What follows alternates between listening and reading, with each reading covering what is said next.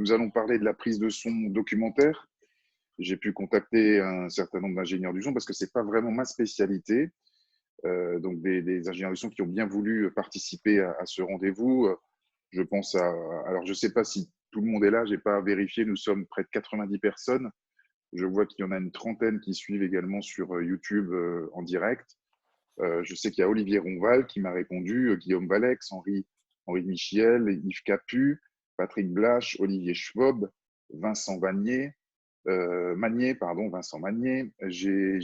Alors, je ne sais pas si Franck Fly est également ici, puisque j'avais vu également… Oui, il est là. Il est là. Donc, qui est également une personne qui travaille beaucoup dans le documentaire. Donc, je vous propose de commencer cette discussion. Tout d'abord, quelques échanges. J'aurais souhaité faire quelques échanges sur d'abord l'écriture sonore, la manière dont on aborde et qu'on traite les points de vue sonores sur le documentaire. J'aurais bien voulu parler aussi de l'évolution, un petit peu de cette vision peut-être, qui est certainement pas la même d'il y a 40 ans. Et puis, une partie après un petit peu plus technique, avec tout simplement l'explication de votre manière de travailler à tous, votre configuration, le matériel que vous utilisez. Et puis, pour terminer, à la fin, j'aimerais savoir aussi votre rapport avec la post-production. Voilà, jusqu'à quel point est-ce que vous allez vérifier et discuter et débattre avec nos amis de la post-production. Alors, pour commencer, j'aurais souhaité d'abord faire intervenir Olivier Schwob. Je ne sais pas si Olivier est là, il me semble que oui. J'ai cru le voir. Oui, je suis là. Salut Olivier, ça va bien? Salut. Le confinement se passe bien? Tout va bien. Olivier, c'est un ingénieur du son qui a débuté il y a 40 ans, il me semble. Hein. Oui, ça fait mal de dire des choses comme ça. Mais je suis obligé, Olivier. Et puis, qui a participé à quand même beaucoup de documentaires, mais aussi du long métrage, évidemment, de la fiction. Alors, je souhaitais d'abord te poser une question, mais je poserai évidemment les mêmes questions aux autres, mais je souhaitais commencer par toi, Olivier. Je voulais parler un petit peu de l'écriture sonore et comment tu abordais la prise de son d'un film documentaire il y a 40 ans. Au début, enfin, en tout cas, puisque il me semble avoir vérifié, tu as effectivement commencé par pas mal de documentaires au départ. Oui. C'est la vie d'un ancêtre. Et en gros, est-ce qu'il y a à un moment donné des conceptions de prise de son? Est-ce qu'il y avait une conception? Est-ce qu'il y avait une idée d'objet sonore, si tu veux, déjà à l'époque et aujourd'hui? Comment ça se passe? Est-ce que ça a changé aujourd'hui? Donc, je voulais avoir ton point de vue là-dessus. Comment, en gros, tu abordes donc l'écriture sonore? Comment tu abordais l'écriture sonore d'un documentaire et son évolution aujourd'hui? Bonjour tout le monde. Non, il n'y a pas vraiment à aborder l'écriture sonore d'un documentaire. Il y a à aborder l'écriture d'un documentaire, donc comme dans tout film, c'est-à-dire de se mettre d'accord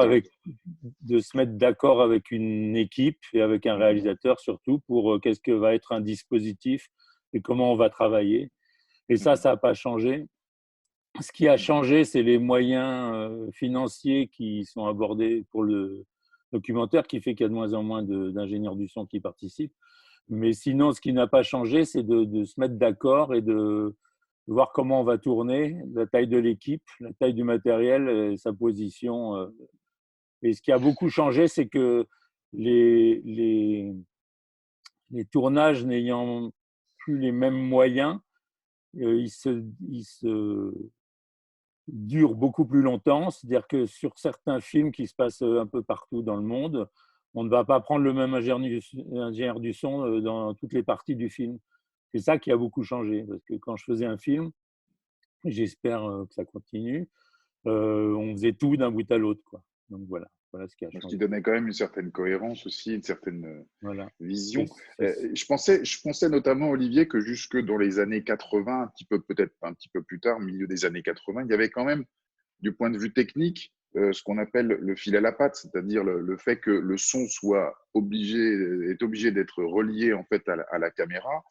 Et à un moment donné, cette évolution technique, donc de séparation physique, a permis peut-être à l'ingénieur du son d'aller faire d'autres sons, de proposer d'autres choses, etc. Est-ce que ça a permis en quelque sorte de libérer l'ingénieur du son dans un mode un petit peu plus créatif dans le documentaire?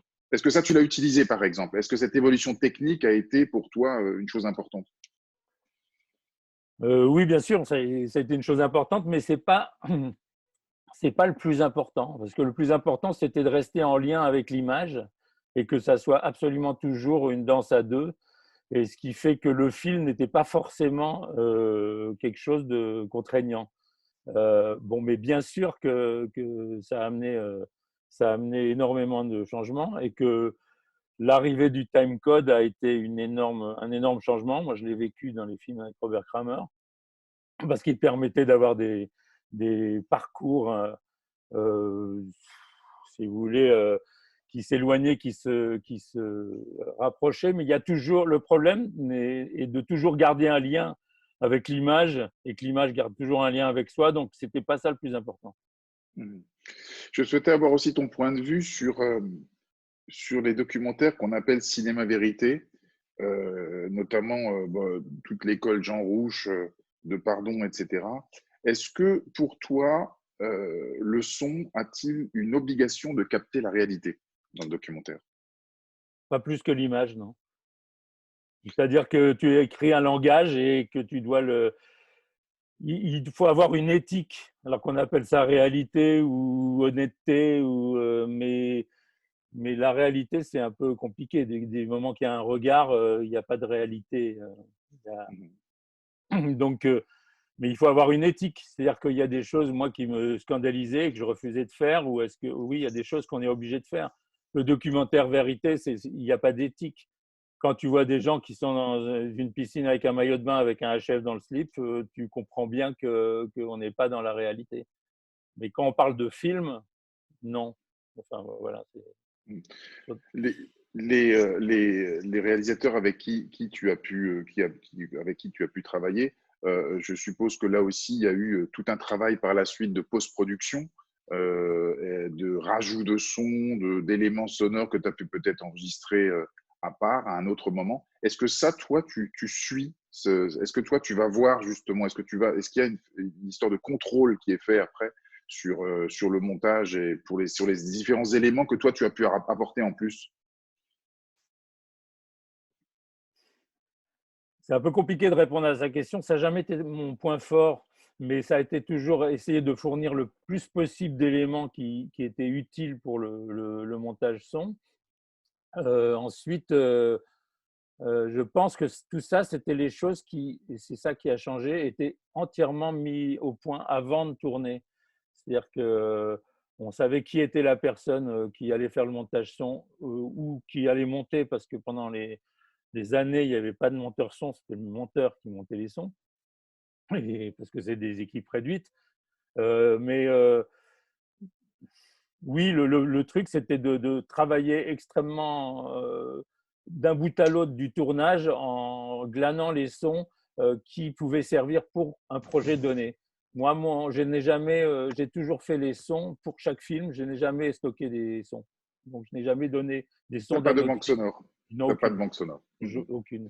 À chaque fois, Est-ce- j'ai voulu faire les sons qu'il fallait pour les films.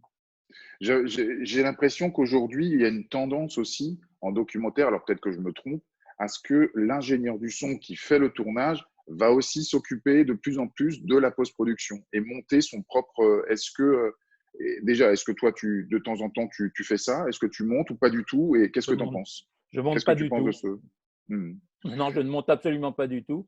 Et j'aimais bien l'idée. Quand j'ai juste commencé, je j'ai commencé en mixant un peu, mais il n'y avait pas d'histoire de montage. J'ai commencé en mixant quelques films que je faisais, mais après j'ai largement arrêté parce que je m'en sentais complètement incapable et que ça n'a jamais été mon fort. Et que ce que j'en pense, c'est que du moment qu'il y a une complicité, je pense que le changement de personne est toujours positif, que ça soit Ça monteur peut son. apporter quelque chose en plus, Ah, c'est ça? bah, Ça peut apporter une autre vision? bien sûr, mais ça, c'est la même chose qu'en fiction. C'est-à-dire que de se dégager de voir exactement ce qu'il y a l'essence dans les rushs qu'on ramène et de s'en dégager, c'est ça la force du montage et du mixage. Après, nous, ce qu'on donne, c'est l'esprit. Et ce qu'on donnait, c'est l'esprit et le caractère le caractère de ce qu'on a recherché. Dans certains films, on recherchait tout ce qui était métallique. Dans d'autres films, enfin voilà, c'était des caractères et des choses un peu créatrices qu'on amenait. Voilà. Enfin, j'aime pas parler au passé, donc il y a encore quelques personnes qui travaillent. Merci Olivier, je reviendrai vers toi. Henri Michel, je ne sais pas si Henri est ici avec nous parce que Henri, Oui, justement, je suis là. bonjour Henri, Salut. j'ai cru comprendre que tu avais cette casquette de faire également ton propre montage par la suite, me Alors, semble-t-il. j'ai un pied en tournage et un pied en mix, ou en montage son en tout cas. Parce qu'aujourd'hui, je trouve que les deux se mélangent assez bien, en tout cas pour le documentaire. En effet, les équipes sont petites. Mais étonnamment, je mixe assez peu ou je monte assez peu les films que je tourne. Euh, Et je pour quelle dirais raison? C'est toi qui choisis ou pas pas du tout? forcément. Non, c'est le D'accord. hasard. D'ailleurs, j'ai monté et mixé un film de Olivier il y a quelques années d'ailleurs. On ne s'est pas rencontrés à cette occasion. Enfin, Tu voilà. peux balancer, hein, tu peux balancer. Non, non, non, non, non, non, c'était très bien. C'était Lequel, super. juste pour savoir, parce que je ne savais pas. C'était le truc sur Nestlé en Afrique, tu vois, avec Judith. Bref, voilà. Enfin bref. Ton micro est coupé, Olivier. Non, non, non, j'ai dit merci. Voilà. Ben voilà, mais c'était super. Enfin voilà, mais on n'est pas là pour ça. Non, non, donc voilà, donc il m'arrive de mixer mes propres films, mais pas seulement. Et puis, comme tu disais, Olivier, il y a beaucoup de films aujourd'hui qui se font aussi pour des raisons de planning, d'étalement des tournages, où on se retrouve avec 4, 5 preneurs de son qui ont travaillé sur un film. Et puis du coup, la post-prod, c'est un avantage, c'est qu'on peut, on découvre des manières de travailler, et puis il faut essayer d'en faire une unité, de donner une unité, de donner un caractère au film, malgré que ça vienne de plein de gens différents qui travaillent avec des sensibilités différentes, des langues différentes parfois aussi. Alors Henri, justement, toi, tu fais également la prise de son en documentaire. Oui. Euh, j'ai lu, alors je me suis quand même beaucoup renseigné sur, évidemment, pour préparer ce meeting, et j'ai notamment lu des choses qu'a écrit Olivier Schwab, qui disait une bonne équipe de documentaire, c'est un ingénieur du son qui regarde et un cadreur qui écoute. Qu'est-ce que tu Ah en bah, penses? C'est une alors, jolie phrase, en tout cas, Olivier. je la reprendrai si tu permets, Olivier, parce elle correspond vraiment à ce que je trouve être l'essence de ce métier. C'est-à-dire qu'on est dans des équipes à 2 ou 3. Moi, il m'arrive de plus en plus d'être seul avec un réalisateur qui cadre lui-même, ou un chef opérateur et qui prend vraiment, parce qu'il n'y a pas vraiment le temps de réaliser quand on fait du cinéma documentaire. Souvent, le chef-op, il a une place très, très importante. Le réalisateur, il est plus là comme catalyseur, j'ai l'impression, pour faire en sorte que les choses se passent. Mais c'est quand même le chef-op qui cadre, qui va chercher les choses. Et en effet, pendant qu'il a l'œil dans le viseur, il ne peut pas voir ce qui se passe. Et donc, c'est à notre niveau de parfois attirer son attention sur ce qui se passe. Et surtout, il y a un cadreur, Camille Cotagno, avec qui je travaille beaucoup, un chef-op, qui, lui, me demande tout le temps d'avoir tous les HF en permanence. Donc, je lui fais un mix spécial pour lui, par exemple. Je lui donne les HF, même si je ne les utilise pas, que je suis à la perche, parce qu'il veut pouvoir toujours entendre ce qui se passe pour pouvoir anticiper. Et donc, c'est vraiment le son qui guide sa façon de tourner. Et donc pour lui, il est inconcevable de ne pas écouter ce que je fais. Et c'est vraiment une danse à deux. C'est une réalisation à deux, en fait. Enfin, en tout cas, À deux, enfin, pas trois, une quatre. réalisation, mais en Voilà. tout cas, voilà, c'est Ouais, une ouais. vision à deux. Disons que c'est ce que j'adore dans le documentaire, c'est que là où dans une équipe de fiction, on va être plusieurs dizaines de personnes et où finalement notre rôle est très important, mais il n'est qu'un élément d'une chaîne, en documentaire, on est un élément plus qu'important, puisque voilà, si l'équipe se réduit à 2 ou 3 personnes, on fait 30% du job, quoi, quelque part. Henri, est-ce que il y a finalement, quand je vous écoute, il y a une vraie nécessité à être totalement autonome, c'est-à-dire que à un moment donné, il y a une grande rigueur à avoir à ce moment-là si on fait tout ça tout seul. Je vous entends, vous êtes à deux, vous savez pas ce qui va se passer, il va y avoir des interventions entre guillemets sonores à gauche et à droite, etc. Ça demande une très grande rigueur, je suppose, technique, etc., pour arriver à capter dans l'instant, en fait. Mhm. Qu'est-ce que c'est, comment tu procèdes, par exemple, toi personnellement pour Bon, alors, la première chose que je considère, c'est que la technique doit s'oublier très vite. C'est-à-dire que les outils, c'est super important parce qu'on en a besoin, mais on ne doit pas s'en préoccuper pendant le tournage. L'outil, c'est un peu comme un musicien qui ne doit pas réfléchir où il pose les doigts sur son instrument. Il ne faut pas réfléchir, ça doit être naturel.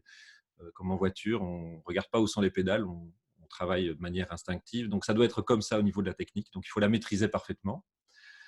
Et puis, il faut toujours essayer d'avoir un coup d'avance et jamais suivre l'action, mais anticiper, savoir ce qui va se passer, essayer de le comprendre. Bon, après, ça ne marche pas toujours, hein, mais en tout cas, je pense que la rigueur, elle vient de là, c'est d'être concentré sur ce qui se passe, ce qui est parfois compliqué parce que les journées peuvent être extrêmement longues et fatigantes. Mais voilà, mon sentiment, c'est qu'il faut, comme il n'y a pas de script, il n'y a rien d'écrit, on sait vaguement ce qui va se passer, on peut parfois prévoir, mais souvent aussi, ce qui est intéressant dans le documentaire, c'est l'accident, c'est ce qui n'était pas prévu, c'est ce qui surgit au détour d'une prise qu'on n'attendait pas.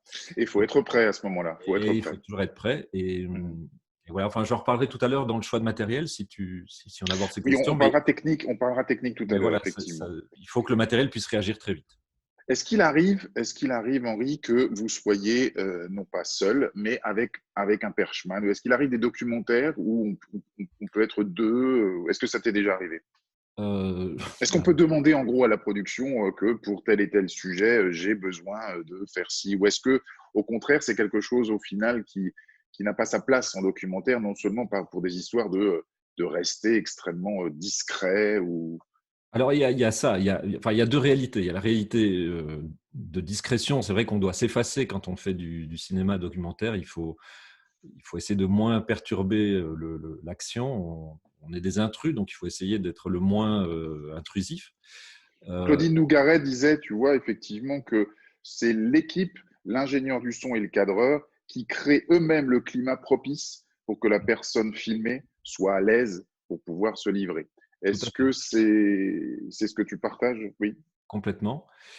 Complètement, oui, puisque dès qu'on arrive, selon le comportement qu'on peut adopter, la façon dont on réagit face aux personnages, ça va changer leur comportement et donc le film, tout simplement. Toi, ça ne t'est jamais arrivé de… Pardon, vas-y, je t'en prie. Non, je voulais dire, c'est pas comme des acteurs qui peuvent faire abstraction de l'éclairage, du pointeur, du clap, tout ça. Enfin, voilà, on est avec des vrais gens qui jouent pas un rôle, enfin, ils jouent leur rôle. Et donc voilà, on n'a aussi qu'une prise. Ça, c'est un truc qui est quand même important, c'est qu'on refait rarement. Et si on refait, ce sera moins bien que la première. Donc il faut être, voilà, il faut être assez. Donc toi, ça t'est jamais arrivé d'avoir un perchman ou qui que Pas en ce soit non. pas en Après, documentaire. ça arrive peut-être parce que j'ai fait des tournages avec de la machinerie, avec des tas de choses, mais jamais un perchman. Et l'autre réalité, elle est économique. Déjà aujourd'hui, je dirais que je suis assez content quand il y a un preneur de son. Ce n'est pas toujours le cas. Il m'arrive assez régulièrement maintenant de mixer des films où il n'y avait pas de preneur de son. Et là, je suis content que Isotope ait sorti sa suite de plugins. Oui. Et on arrive à faire des miracles grâce à une sonothèque que j'ai à ma disposition. Mais oui, non. Donc déjà, s'il y a un preneur de son, je suis content. C'est de plus en plus commun, c'est de plus en plus difficile d'avoir un preneur de son pour les documentaires. En tout cas, quand on est en post-production comme toi, tu reçois plus souvent des documentaires sans ingénieur du son ou ça devient une norme presque? Non, pas du tout, je pense pas. Non. Alors, il y a de tout. Il y a quelques tournages qui sont faits. Alors, c'est plutôt des films de réalisateurs qui travaillent vraiment tout seuls. Voilà, qui, pour des raisons, ils n'ont pas de prod par exemple, et puis ils partent tout seuls, ça arrive, et parce qu'ils ont une histoire à raconter, mais ils n'ont pas les moyens de réunir une équipe. Et donc, dans ce cas-là, on essaie de les aider le mieux possible. Il y a des équipes qui mettent un preneur de son sur certains tournages, mais pas d'autres, pour des raisons économiques. Et ça, c'est compliqué parce qu'on doit raccorder des trucs. Et puis, ce qui est compliqué, c'est quand on signe le film et qu'il y a des moments épouvantables qui ont été ramenés en son caméra et avec un cravate évolution planqué moyennement par le réalisateur. Et puis, à côté de ça, des sons qu'on a fait soi-même. Donc, c'est un peu compliqué de signer ça, mais bref. Et puis l'autre option, c'est les équipes classiques. Mais je ne pense pas qu'il y ait une majorité de films sans preneur de son. Heureusement, non. Quand j'ai préparé ce meeting, j'ai aussi vu qu'il y a une multitude de sous-catégories, j'ai envie de dire, de documentaires. Alors parfois, on voit effectivement des documentaires qui sont tournés uniquement pour le cinéma et puis qui seront diffusés à la télé. On voit aussi qu'il y a certaines émissions télé qui sont presque du documentaire. Et j'ai notamment, je crois que c'est Olivier Ronval. Je ne sais pas si Olivier est ici avec nous. Je ne sais pas si c'est comme d'habitude, comme j'ai 95 personnes. Bonjour Olivier. Bonjour Olivier. Olivier, alors je sais que tu participes à une émission télé qui s'appelle Rendez-vous sur Terre Inconnue, il me semble. Oui, c'est ça. Alors Alors, c'est Rendez-vous sur Terre Inconnue, une émission télé. Est-ce que c'est du documentaire? C'est du documentaire pour toi, Olivier? Oui, ça peut être considéré comme du documentaire, oui, plus qu'une émission Tu TV. traites ça comme tu traiterais un documentaire plus traditionnel? Oui, le travail est assez similaire. Oui, tout à fait. C'est-à-dire que la particularité de cette émission, si on l'appelle comme ça, c'est qu'on part très très loin dans des conditions un peu difficiles. Donc, on pourra parler du matériel qu'il faut Oui. embarquer parce que quand on est très très loin, ben, il n'est pas question d'oublier quelque chose et de demander à la prod de faire revenir un micro ou autre, ou s'il y a de la casse. Mais oui, je le travaille de la même manière. Alors moi, j'ai la particularité aussi, comme Henri, de faire et de la prise de son, et du montage son, et du mixage. Alors, moi, Et j'aime tu bien… traites, ça veut dire que tu fais la post-production de tes propres prises de son également? Alors, les deux. Très souvent, je fais la post-production de mes productions, et puis parfois, il m'a amené de mixer d'autres documentaires Est-ce que, Olivier, auxquels je n'ai pas participé. est-ce que tu rejoins au final l'autre Olivier, Olivier Schwab, qui dit que ça peut être un véritable intérêt d'avoir une seconde vision par une personne qui traite la post-production? Est-ce que ça, tu as pu le constater? Alors oui, moi, ce que j'aime faire, c'est et le tournage, enfin dans le cas où je fais le tournage, de faire le tournage et le montage son. Parce que ça me permet, pendant le tournage, déjà anticiper toute la bande son qui va être créée derrière. Et donc, je passe énormément de temps en documentaire à m'éclipser et à aller enregistrer, capter des ambiances, des petits sons que je sais me seront utiles pour le montage son. Et donc, quand je rentre dans mon studio, voilà, je connais ma matière que j'ai ramenée et je peux aller très, très vite faire le montage son. Par contre, j'aime bien à ce moment-là donner le mixage à un de mes associés, à quelqu'un d'autre, qui lui va amener un autre regard. D'accord. Donc, toi, en fait, tu as besoin de rassembler les éléments, les différents éléments que tu connais parce que tu sais que tu as fait ci, tu as fait ça. Tu montes ça et en fait, c'est finalement le mélange de toutes ces différentes sources que tu confies et que tu aimes en tout cas. Tu préfères confier ça à un regard extérieur. Un nouveau Oui, regard, en fait. pour avoir un nouveau regard, une nouvelle oreille, pour dire, tiens, là c'est bien, là c'est pas bien, il manque ci, il manque ça. Parfois, il m'arrive aussi de faire les trois postes, qui est très agréable aussi, de dire, je fais le tournage, montage, son, mixage. Ça m'arrive aussi, et voilà, je suis très content avec ça, mais voilà, ça dépend des cas, ça dépend comment ça se passe, ça dépend ce que la production et le réalisateur veut aussi. Est-ce qu'on peut rentrer un petit peu plus en détail, Olivier, maintenant, un petit peu plus technique sur, par exemple, cette émission de Rendez-vous sur Terre Inconnue? Alors, juste pour nous présenter, si tu peux juste nous présenter en deux mots cette émission. Alors, je ne sais pas si on peut dire ça documentaire, mais c'est un documentaire en quelque sorte. Oui, en fait, au départ, c'est Frédéric Lopez qui choisit, qui invite une personnalité, enfin maintenant, c'est plus lui à la présentation, c'est Raphaël de Casabianca, qui part avec une personnalité française, un artiste, à la découverte d'un monde, d'une civilisation, un peuple dont le mode de vie est en train de disparaître. Donc, on va à la rencontre de ces gens et il y a toute une discussion entre comment ça se passe chez eux. Eux renvoient à l'appareil en disant « mais chez vous, comment vous vivez ?» Et souvent, ils ne comprennent pas comment on peut vivre dans une civilisation actuelle. Mais le point commun de ça, c'est de se dire, ben voilà, ces civilisations, ces peuples du bout du monde aspirent à une vie plus moderne parce qu'ils sont, voilà, ils entendent, ils connaissent un peu et ils sont confrontés à est-ce qu'on part vers cette modernité, est-ce qu'on garde nos habitudes ancestrales souvent, voilà. Et on passe environ 15 jours avec eux, à vivre chez eux. En sachant que le fil conducteur finalement aussi de tout ça sonore, ça reste le dialogue, je suppose, entre le présentateur et l'invité. Ça doit être constamment capté, clean. Je suppose Oui. que là aussi, les micros ne doivent pas se voir. On a un travail qui est très proche finalement de la fiction, Oui, qui oui. est de planquer les micros, de les avoir bien, etc. etc. Donc, finalement, j'allais te poser la question, on n'est pas si loin que ça qu'un travail de fiction peut-être dans ce cas-là, non? On est très proche. En fait, on démarre la journée en mettant les micros sur les deux Français, Françaises qui sont là. Et on est parti pour la journée. Alors, on peut marcher toute une journée dans la montagne, aller voir les gens. On passe du temps avec les villageois. Eux ne sont pas équipés parce qu'en général, sur France 2, tout est doublé en français. Mais on doit capter tout ce qui se passe, évidemment, sur toute la journée et en se faisant le plus discret possible. Je rejoins, je ne sais plus qui parlait de ça, c'est on place les micros le matin et on y va et on se fait le plus discret possible. Donc, on ne doit pas tout d'un coup dire ah, attention, il y a un problème technique, ah merde, mon micro est tombé en panne, il faut que je fasse quelque chose, vous devez m'attendre un quart d'heure. C'est pas du tout envisageable. Et je reviens à ce que je disais tout à l'heure et je voulais te poser aussi cette même question. On est d'accord que donc, dans ces cas-là, ça nécessite une très grande autonomie, mais également une vérification totale du matériel constante, enfin une surveillance constante, puisque comme le disait tout à l'heure, je crois que c'était Olivier qui disait ça, il n'y a qu'une seule prise. Il n'y a pas de possibilité de… Enfin, en tout cas, je suppose, c'est comme ça que ça fonctionne. Bien sûr, il n'y a qu'une seule prise. On laisse vivre les choses et on capte, on essaye d'être le plus discret possible. Donc, il faut partir avec un matériel que l'on connaît très bien, avoir l'habitude de son matériel et le vérifier, le double, le triple vérifier avant de partir, parce qu'une fois qu'on est en route, c'est fini. Là-bas, moi, je prends du matériel de sécurité en cas de panne, parce que ça peut arriver. Je prends un fer à souder, je prends tout ce qu'il faut.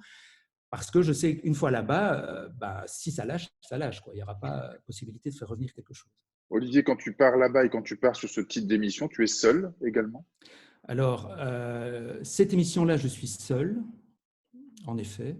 C'est moi, je trouve ça très difficile, moi, personnellement. J'ai une vision extérieure comme ça, moi, je trouve ça très dur. Hein. Je suis très content de faire de la fiction, les amis, je vous le dis tout de suite. Hein. Alors, c'est très, très dur parce que les journées, là, pour le coup, on ne triche rien, donc on filme les personnes au réveil jusqu'au coucher. Donc, la journée est extrêmement longue et il faut, en plus de ça, gérer les batteries, prendre un sac à dos et ne rien oublier quand on part 6 heures dans la montagne. Et puis, le soir, il faut vider ses cartes. Moi, je fais des rapports son systématiquement tous les jours pour ne rien oublier. Et donc, la journée est très, très longue.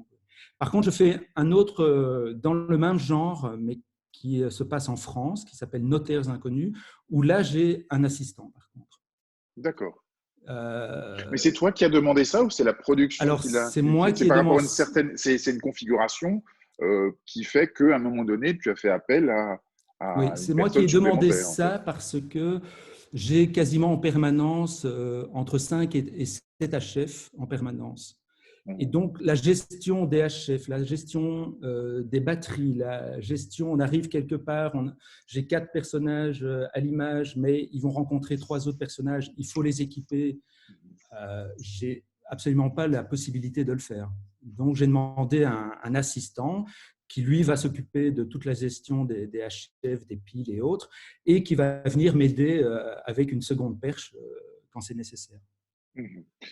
Pour parler, comme je suis avec toi et qu'on parle un tout petit peu, on commence par parler technique, est-ce que tu peux nous dire en 2 mots voilà, ton kit habituel que tu utilises pour partir comme ça dans des contrées un peu lointaines que tu maîtrises parfaitement. Voilà. Qu'est-ce que toi tu utilises pour partir sur les terres inconnues comme tu disais? Alors, moi j'ai commencé, ça fait 14 ans que ça existe, cette émission-là. Donc au début, je suis parti avec un multipiste, avec un Kantar dans les premières émissions. Et très vite, le poids du Kantar a été vraiment un obstacle. J'ai vraiment eu des problèmes de dos avec ce Kantar à le porter des heures et des heures durant. Donc, je suis passé sur des Sound Device, sur d'abord un 788 et puis les séries 6, voilà, que j'utilise toujours parce que le rapport qualité, poids, autonomie… Poids, oui, c'est ça. Voilà, j'allais te dire, il y a des priorisations et donc toi, de la priorité, c'est le rapport en fait qualité-poids. En quelque Exactement. sorte, parce que c'est des 12 heures, c'est des 13 heures de travail debout dans des situations compliquées. Oui, tout à fait. Oui. Et quand on marche des heures et des heures, je vois les cadreurs qui donnent la caméra parce qu'ils n'en peuvent plus pour un assistant ou un porteur, ça arrive pour soulager. au son, comme on a une sacoche, le temps d'enlever la sacoche, de la donner à quelqu'un, tout d'un coup, il se passe quelque chose, le temps de se rééquiper, de remettre tout en route, on a perdu le début de l'action. Comme tout intervient, on ne maîtrise pas tout. Voilà, donc je porte très, très longtemps le matériel, donc le poids est très important. Donc je pars avec un sound device, je pars avec 2 sound devices, un de backup, et je pars avec un certain nombre de HF en fonction de la discussion qu'on a eue avec la production et le réalisateur. Et je pars avec une quantité de micros, ça va de 1, 2, 3 micros mono. J'ai toujours un couplet MS que je prends avec moi dans mon sac à dos, et dès que c'est possible, hop, je passe en MS et je fais quelques ambiances nature et autres. Qu'est-ce qu'il y a ? Il y a encore les boîtiers timecode vers les caméras et les liaisons HF vers les caméras. En général, c'est de l'évolution qui permet d'avoir des écoutes pour les cadreurs. Ce qui a changé aussi, je parlais de ça, je fais une parenthèse là-dessus. Moi, de plus en plus, les cadreurs ou les chefs-op, les réalisateurs demandent à avoir une écoute, en effet, ce qui n'était pas le cas avant. Donc, on distribue un certain nombre d'écoutes. Le cadreur aime beaucoup maintenant entendre ce qui se passe, en effet. Donc, toi, tu as laissé tomber le Kantar. Trop lourd. Pour le documentaire, c'est peut-être pas le cas d'Olivier Schwab. Olivier, il doit être avec son Kantar. Il est peut-être plus costaud, Olivier. Tu fais peut-être les plus costauds. Olivier Schwab, tu utilises ton Kantar en documentaire, toujours? Oui, j'utilise toujours le Kantar, mais c'est parce que je ne sais pas utiliser autre chose, en fait. Non, j'exagère, mais… Non, mais oui, j'ai de la kiné cet après-midi, j'ai 2 épaules démolies, mais c'est pas important, ça. Non, mais c'est pas l'importance qu'on utilise. Il y a quelqu'un qui a dit qu'il faut utiliser quelque chose avec lequel on est très à l'aise, et c'est tout. Bon, je pense après, qu'il faut on est mal. Après, on trouve toujours des solutions. Le truc aussi, là où tu as raison, Olivier, c'est que quand on fait du vrai documentaire, on ne sait pas ce qui va se passer après, donc on n'a pas le temps d'enlever son truc de l'épaule. Des fois, on a le temps. Un vrai documentaire, ça ne veut pas dire grand-chose, mais bon. Mais sinon, oui, moi, j'utilise toujours le Kantar, mais ça n'a pas beaucoup d'importance. L'important, c'est l'endroit où on met le micro et comment on est capable de réagir à quelque chose qui se passe. Mais comment est-ce que… secondaire. Je suppose que tu mets aussi, à un moment donné, tu as besoin d'avoir des outils auxquels tu as confiance et puis qui fonctionnent, que tu maîtrises, parce que justement, à un moment donné, il y a un mouvement à faire, à la perche, il y a un truc à capter, etc. Est-ce que toi, la manière dont tu travailles pour le documentaire, c'est beaucoup de perches, beaucoup de sons, de perches dépliées longues, aller chercher des sons, etc. Est-ce que tu multiplies les sources sur les personnages avec des HF, ou est-ce que ça dépend aussi du type de documentaire? Parce que pareil, quand je me suis renseigné sur tout ça, je me suis dit, les gars, ils doivent quand même avoir leur machine, ils doivent percher, ils doivent mixer, ils doivent contrôler les volumes. Je trouve ça complexe et compliqué, quoi. C'est complexe, c'est compliqué. C'est pour ça que je pense que le documentaire est la meilleure école pour le cinéma, puisque les gens qui savent faire des choses en documentaire, normalement, réagiront assez vite en fiction. Mais si on peut faire une différence entre les deux, ce que je ne crois pas, personnellement. Donc, du coup, je ne sais plus ta question. Est-ce que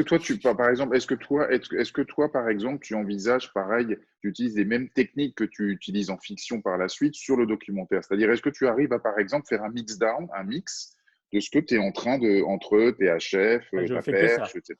Je fais systématiquement un mix, oui, parce que je ne peux réagir que sur quelque chose que je considère un produit que je vais envoyer après. Je ne peux pas… Alors, après, il y a des choses aussi, ça m'est arrivé sur des films. Ça m'est arrivé de mettre un HF, par exemple, sur le cadreur qui était réalisateur et que je n'écoutais pas forcément. C'est-à-dire, il peut y avoir des inconnus aussi qu'on laisse pour après. Ça peut arriver d'avoir une piste qu'on n'écoute pas, mais ça dépend des films, tout ça. C'est-à-dire qu'il n'y a pas de règle. Ça dépend des films, c'est ce qu'on disait. Il n'y a pas de règle. Voilà. Mais ça me semble, en tout cas, je pense que ça ne doit pas être évident d'avoir une main posée sur le Nagra ou sur le Kantar, une main à la perche. Je suis vieux, mais je n'utilise plus le Nagra. En tout cas, le Kantar, le machin… Non, par contre, à la différence de ce que disait Olivier Ronval, moi, j'utilise la plupart du temps en micro principal un couplet mess dont je prends que le M. Ah, voilà, J'écoute d'accord. pas le S. Donc, c'est ça qui reste à définir après. Mais parce que je n'ai pas le temps de changer de l'un pour l'autre. Et donc, le MS ne me sert pas forcément que pour les ambiances, mais le M me sert comme micro principal. Mais ce n'est pas tout le temps comme ça. C'est que dans les films où on me dit qu'il va y avoir un montage son ou quelque chose qui fait que ça pourra être utilisé après. Mhm. Et les films où ça ne sert à rien parce qu'on sait que ça sera jeté aussi sec. Donc, Non, je suis d'accord avec toi, Olivier. J'utilise très très souvent le couplet mess aussi en principal parce qu'en effet, on n'a pas le temps de changer de micro. Mais je démarre souvent en mono et puis très vite je passe en MS et puis voilà, les séquences s'enchaînent et je reste avec un MS. Voilà, j'écoute pas le S et je travaille que sur le M. Ouais. Pour parler encore un tout petit peu matériel aussi, pourquoi pas poser la question à Franck Flick, que je vois juste là. Excuse-moi Stéphane, Oui, j'ai Armance qui avait une petite question à poser. oui, Armance. Armance. Ah. Quelle était la question? Non, mais c'était une question au niveau des micros, mais Olivier vient juste y répondre. C'était au niveau du MS et du micro mono, en fait, où je me demande à quel moment est-ce qu'on peut switcher quand on a le temps ou pas. mais je peux répondre sur un truc, c'est que moi, pendant des années, mais maintenant je ne fais plus ça parce que c'est plus léger de servir des petits chops. Mais pendant des années, j'avais un couple avec un 81 Neumann et dessus un petit shop clipsé dessus, qui fait que, parce que j'adore le 81 et que je continue à me servir du même micro, qui était un micro mono, c'est-à-dire le 81 sur lequel je rajoutais un petit MS au cas où j'ai envie de stéréo. Voilà. Ok, d'accord. Merci Si je beaucoup. peux juste apporter une petite Henri, oui. précision en plus. Moi, j'aime beaucoup quand on utilise le MS, même pour des séquences où, a priori, on n'utilisera que la mono. Mais ça m'est arrivé notamment sur des séquences à table avec plein d'intervenants qui discutent en même temps.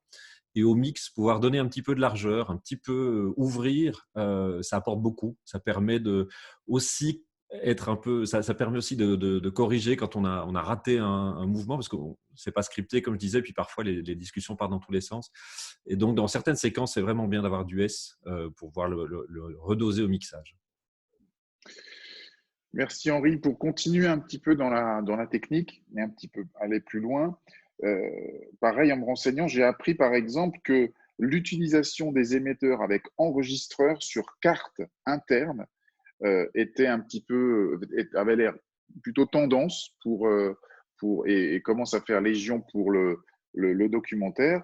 Et sur Netflix, sur l'émission qui s'appelle Chef's Table, qui est une émission donc culinaire sur Netflix, par exemple, c'est une obligation d'utiliser, et c'est une demande de la production d'utiliser ce type de microphone qui a le propre système d'enregistreur interne. Et je souhaitais avoir votre avis là-dessus. Est-ce qu'il y a des personnes qui utilisent et qui ont la nécessité et qui demandent à utiliser ces micros-là spécifiquement, puisque ça permet, lorsque, je ne sais pas, une personne décide de s'éloigner un petit peu trop, on parlera aussi tout à l'heure de vos différentes techniques pour les captations des micros HF, mais ça permet en quelque sorte une sorte de backup. Est-ce que vous avez aussi, vous, à un moment donné, la nécessité d'utiliser ce type de technologie au documentaire? Alors oui, moi ça m'est arrivé il y a très peu de temps. J'ai utilisé les A10 tout simplement parce qu'on avait une séquence avec des chiens de traîneau. On a toute une discussion autour des chiens de traîneau, comment s'installer sur les traîneaux, comment s'occuper des chiens et compagnie. Et puis, dans la continuité, parce qu'on n'arrête évidemment pas, les personnes s'installent sur les chiens de traîneau et puis les voilà partis avec des GoPros, je crois que c'était des GoPros sur les traîneaux. Et puis, ils sont partis pendant 2 heures discuter entre eux avec juste une caméra qui essaie de suivre et puis moi derrière au son dans le dernier traîneau tout au bout, sans plus aucune liaison HF. Donc là, ça a été très utile. Après, au montage, ils ont récupéré forcément ces sons-là. Je suppose que, pareil, ça a dû arriver à bon nombre d'entre vous qui, pour des histoires techniques, d'antenne ou de placement ou des choses comme ça, vous avez dû avoir peut-être des décrochages parce qu'encore une fois, en documentaire, rien n'est scripté. Tout arrive à un moment donné. Comment arrivez-vous à gérer, vous, ces histoires de problèmes techniques, de captation et des choses comme ça, si au final, il n'existe qu'une seule prise, comme vous dites? Comment est-ce que vous faites? Quelles sont vos techniques? Je voulais faire par exemple parler Vincent Magnier, qu'on n'a pas encore entendu aujourd'hui. Vincent et d'autres? Ouais, je suis là, ouais. Eh oui. J'étais en train de répondre dans le chat, donc je n'ai pas entendu ta question, en fait. Ah bon, pardon. Non, je posais la question, je disais juste que c'était pas évident pour vous, puisqu'il le documentaire, rien n'est scripté, on ne connaît pas les mouvements des personnages, on ne sait pas où ils vont aller et comment ça va se passer. Et donc, par rapport à tous ces outils qu'on propose aujourd'hui, qui sont par exemple des enregistreurs internes aux émetteurs et des choses comme ça, est-ce que comment vous arrivez à gérer par la suite des problèmes de captation de micro HF, comment arrivez-vous à gérer et à anticiper, si vous voulez, pour travailler en documentaire? Comment ça Je se crois passe? qu'Henri Olivier, ils ont bien expliqué ça au départ. Ce qui est bien, c'est d'avoir une config qu'on connaît bien et qui soit simple, parce qu'il faut pouvoir réagir vite et ne pas être dans la machine quand il se passe des choses. Donc, si on met plein de HF avec plein de cartes qu'enregistre, il faut gérer les timecodes, il faut gérer les cartes, gérer les fichiers, bah, c'est du temps en plus, quoi. C'est quand même pas évident. Ou alors, comme fait Olivier Ronval, avoir un assistant dans ce cas-là pour gérer ça. Donc, moi, je suis plutôt pour une config simple.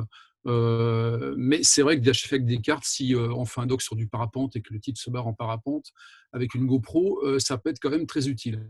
Voilà. Donc je crois qu'en fait, ça dépend vraiment du film. Moi, j'ai fait aussi du doc beaucoup plus installé où il y avait 24 HF. Mais à ce moment-là, au son, on était 3 opérateurs son plus une assistante.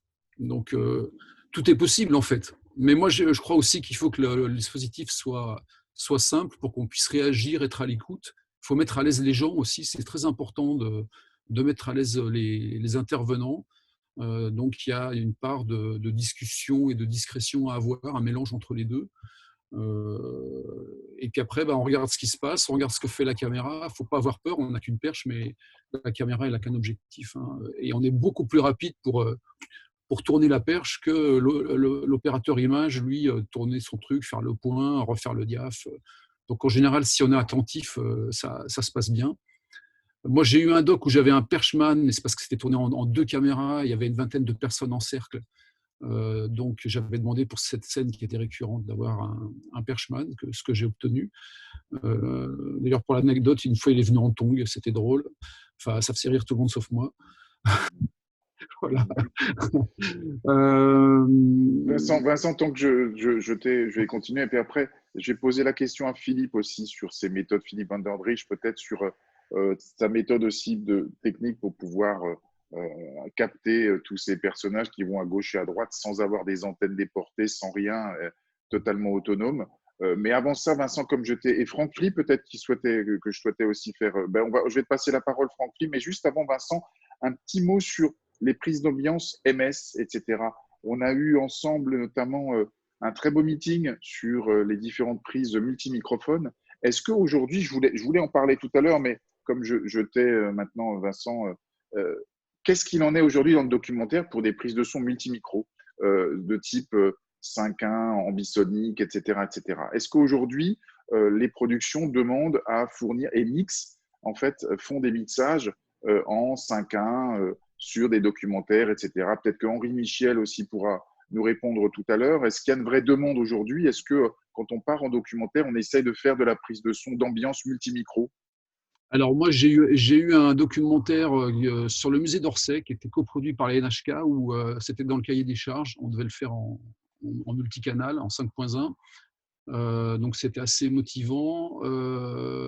Et puis après, le film, ça s'est précipité. Donc j'ai tout perché au WMS, plus quelques appoints en HF. Ça a duré 6 ou 8 mois, je crois, le tournage. Et puis, au final, c'était très décevant. Moi, j'ai trouvé que le film ressemblait à un magazine télé. Et ils auraient mieux fait de le faire en mono, ils auraient fait des économies, quoi. Mais sinon, non, moi, de mon côté, il n'y a pas vraiment une grande demande. On me contacte pour faire un film. Tout juste, si on parle de stéréo, c'est plutôt moi qui prends l'initiative. Et l'OMS, oui, c'est très pratique parce qu'on a une petite bonnette, on a tout dedans et on passe très vite de la mono à la stéréo ou au multicanal, quoi. Oui, j'ai l'impression que à vous entendre, vous utilisez quasiment tous du MS.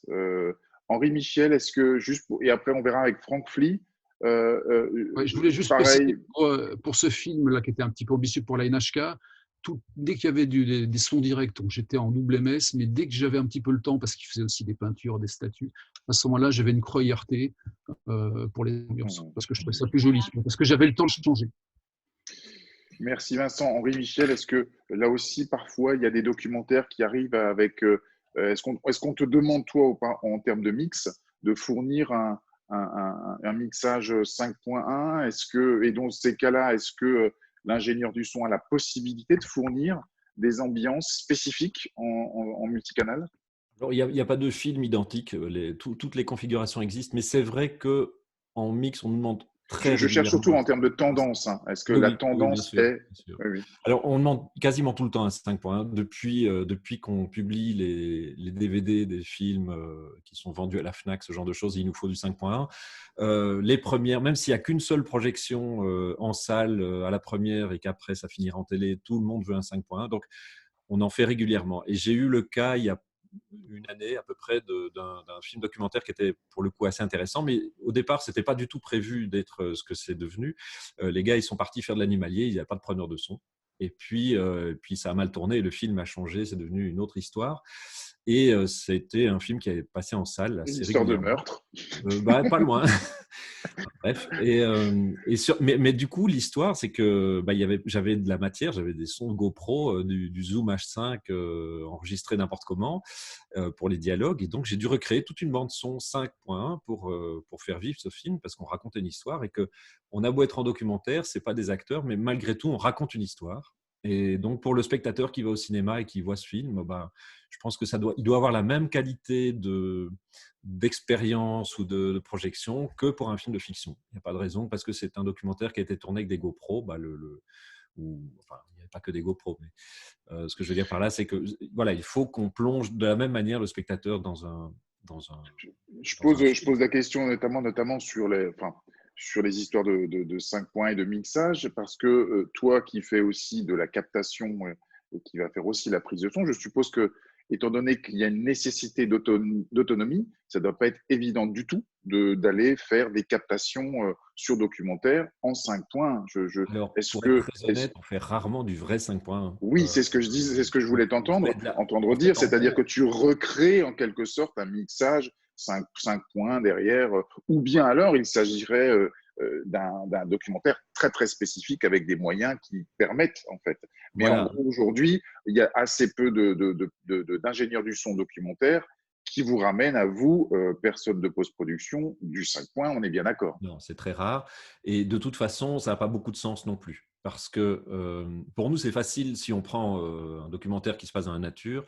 Le preneur de son fait des ambiances en MS. C'est très facile pour moi, si elle fait 2 minutes, de la recouper en deux, de mettre une partie en avant, une partie en arrière. Et ça passe très, très bien. Et bon, il n'y a pas de direction. On n'essaie pas de recréer une réalité ou d'avoir des déplacements cohérents. C'est juste une ambiance. On enveloppe le spectateur. Donc, ça marche très bien avec de la stéréo. Et d'autre part, quand on est dans des endroits, des lieux de tournage qui ne sont pas du tout maîtrisés, eh bien, ça n'a tout simplement pas de sens de faire du 5.1. Je prends l'exemple, j'ai fait une série il y a 2 ans sur des portraits de vignerons. Et donc, pendant une année, on a suivi toute une série de vignerons. C'était très, très beau dans les vignes, à toutes les saisons. Sauf que la plupart des vignes, en tout cas ici en Suisse, elles sont au bord d'une autoroute. Et donc, valait mieux justement avoir des ambiances prises un petit peu plus loin que l'endroit du tournage. Donc les ambiances, c'était vraiment recréé. Parce que si j'utilisais le 5.1 ou une prise de son multicanal du lieu réel du tournage, ça aurait été très moche, tout simplement. Donc c'est tout à fait recréé. Un petit mot et après on va faire intervenir Frank Flee pour revenir un petit Stéphane, peu. Oui. excuse-moi Stéphane, il y a Vincent qui m'a dit qu'il y avait Rémi Frappa qui faisait des docus en 5.1. Oui, Peut-être qu'il je vais pourra… lui poser la question juste tout à l'heure. Je voudrais revenir à la post-production. Je voulais la traiter un petit peu plus loin. On est un petit peu rentré là. Mais effectivement, j'ai bien noté. Je vais faire intervenir Franck Frappa après également sur cette question-là. À vous écouter, en fait, pour la prise de son stéréo pour le documentaire, vous êtes tous finalement sur du système MS. C'est parce que, encore une fois, il y a une une nécessité d'autonomie, il y a aussi une nécessité de trouver un système petit, compact, mais ou bien il y a également derrière la possibilité, ce choix a été fait parce que derrière, il y a la possibilité de pouvoir en fait travailler les angles de prise de son par rapport à cette technique-là. Alors, Franck Fly, tiens, je vais te faire réagir là-dessus et poser ta question, puis après on parlera effectivement du système HF. Qu'est-ce que tu en penses? MS également, Franck? Alors, par contre, il faut que tu allumes ton micro, Franck. Un peu comme en docu. Ah, il va rester muté. Ok, Voilà. Vous m'entendez maintenant. Impeccable, parfait. Ok. Juste un petit mot, ce que je voulais dire, c'est que je fais donc du documentaire, du long métrage, du magazine, et il y a vraiment une manière de travailler différemment, par exemple, entre le magazine et le documentaire. Je voulais revenir là-dessus parce que dans le magazine, on a un cahier des charges à respecter. On est donc dans une industrie, alors que le documentaire, on est plutôt sur une écriture personnelle d'un réalisateur qui va utiliser sa caméra comme un pinceau, donc il va avoir un regard personnel, alors que sur une émission comme Rendez-vous en terre inconnue, sur laquelle j'ai eu la chance de travailler, comme sur d'autres émissions comme Vue du ciel, nous sommes dans un cahier des charges, c'est-à-dire qu'on a des personnages incarnés que nous avons à l'image en permanence, nous sommes obligés de les équiper avec des HF, un invité, et ensuite, soit nous pouvons équiper les autres personnes en HF, et auquel cas on a vite le magnéto rempli avec 5-6 HF, soit on travaille avec une perche qui, elle, va reconstituer un paysage sonore, d'où la nécessité d'avoir quand même un couple MS et de pouvoir réduire en mono ou d'ouvrir les angles pour pouvoir effectivement capter plusieurs personnes en même temps, puisqu'il n'y a pas d'écriture linguistique dans le documentaire, c'est souvent ce qu'on vient de dire précédemment, c'est-à-dire que si plusieurs personnes parlent en même temps, un MS bien placé va avoir un rendu esthétique assez joli, puisque les gens se chevauchent, mais ça ne dérange pas en termes de retour et de paysage sonore. Ce que je voulais dire, c'est qu'effectivement, sur le magazine, quand même, c'est un peu récurrent, c'est-à-dire qu'on a toujours le même point d'écoute, c'est-à-dire l'invité et le journaliste ou la personne incarnée.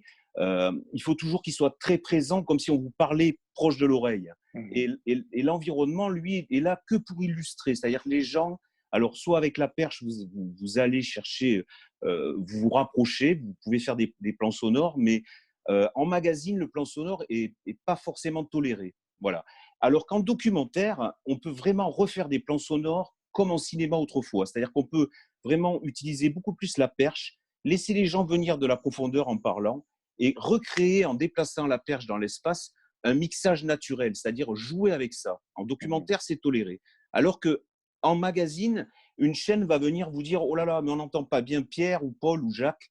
Mais pourquoi tu ne l'as pas équipé ?»« Ah, ben si, alors… » Du coup, on se retrouve à équiper en magazine beaucoup, à utiliser beaucoup de HF, à utiliser des IFB, à avoir plusieurs systèmes de caméras. Alors, des fois, ils vont utiliser une FS7 ou une caméra un peu lourde en magazine, je parle. Simplement, Franck Fly, Ouais. le magazine dont on parle de Rendez-vous en terre inconnue, c'est finalement le sujet central, c'est bien de suivre effectivement deux personnages, d'avoir finalement, c'est presque logique de devoir les équiper et de les entendre correctement. Tout à fait. Mais sur terre inconnue, ce qu'il y a, c'est que c'est à cheval entre ce que disait très bien mon collègue qui fait du terrain inconnu avec Pierre, j'imagine. Moi, je tournais avec Christian Gomme. Mais ce qui se passe, c'est que le terrain inconnu, c'est à cheval entre le doc et le magazine. C'est-à-dire, vous avez des choses imposées. C'est ce que je disais tout à l'heure, un peu. On est à la limite. Hein. On est entre deux chaises. Pourquoi ? Parce qu'il y a toujours en permanence du voice-over.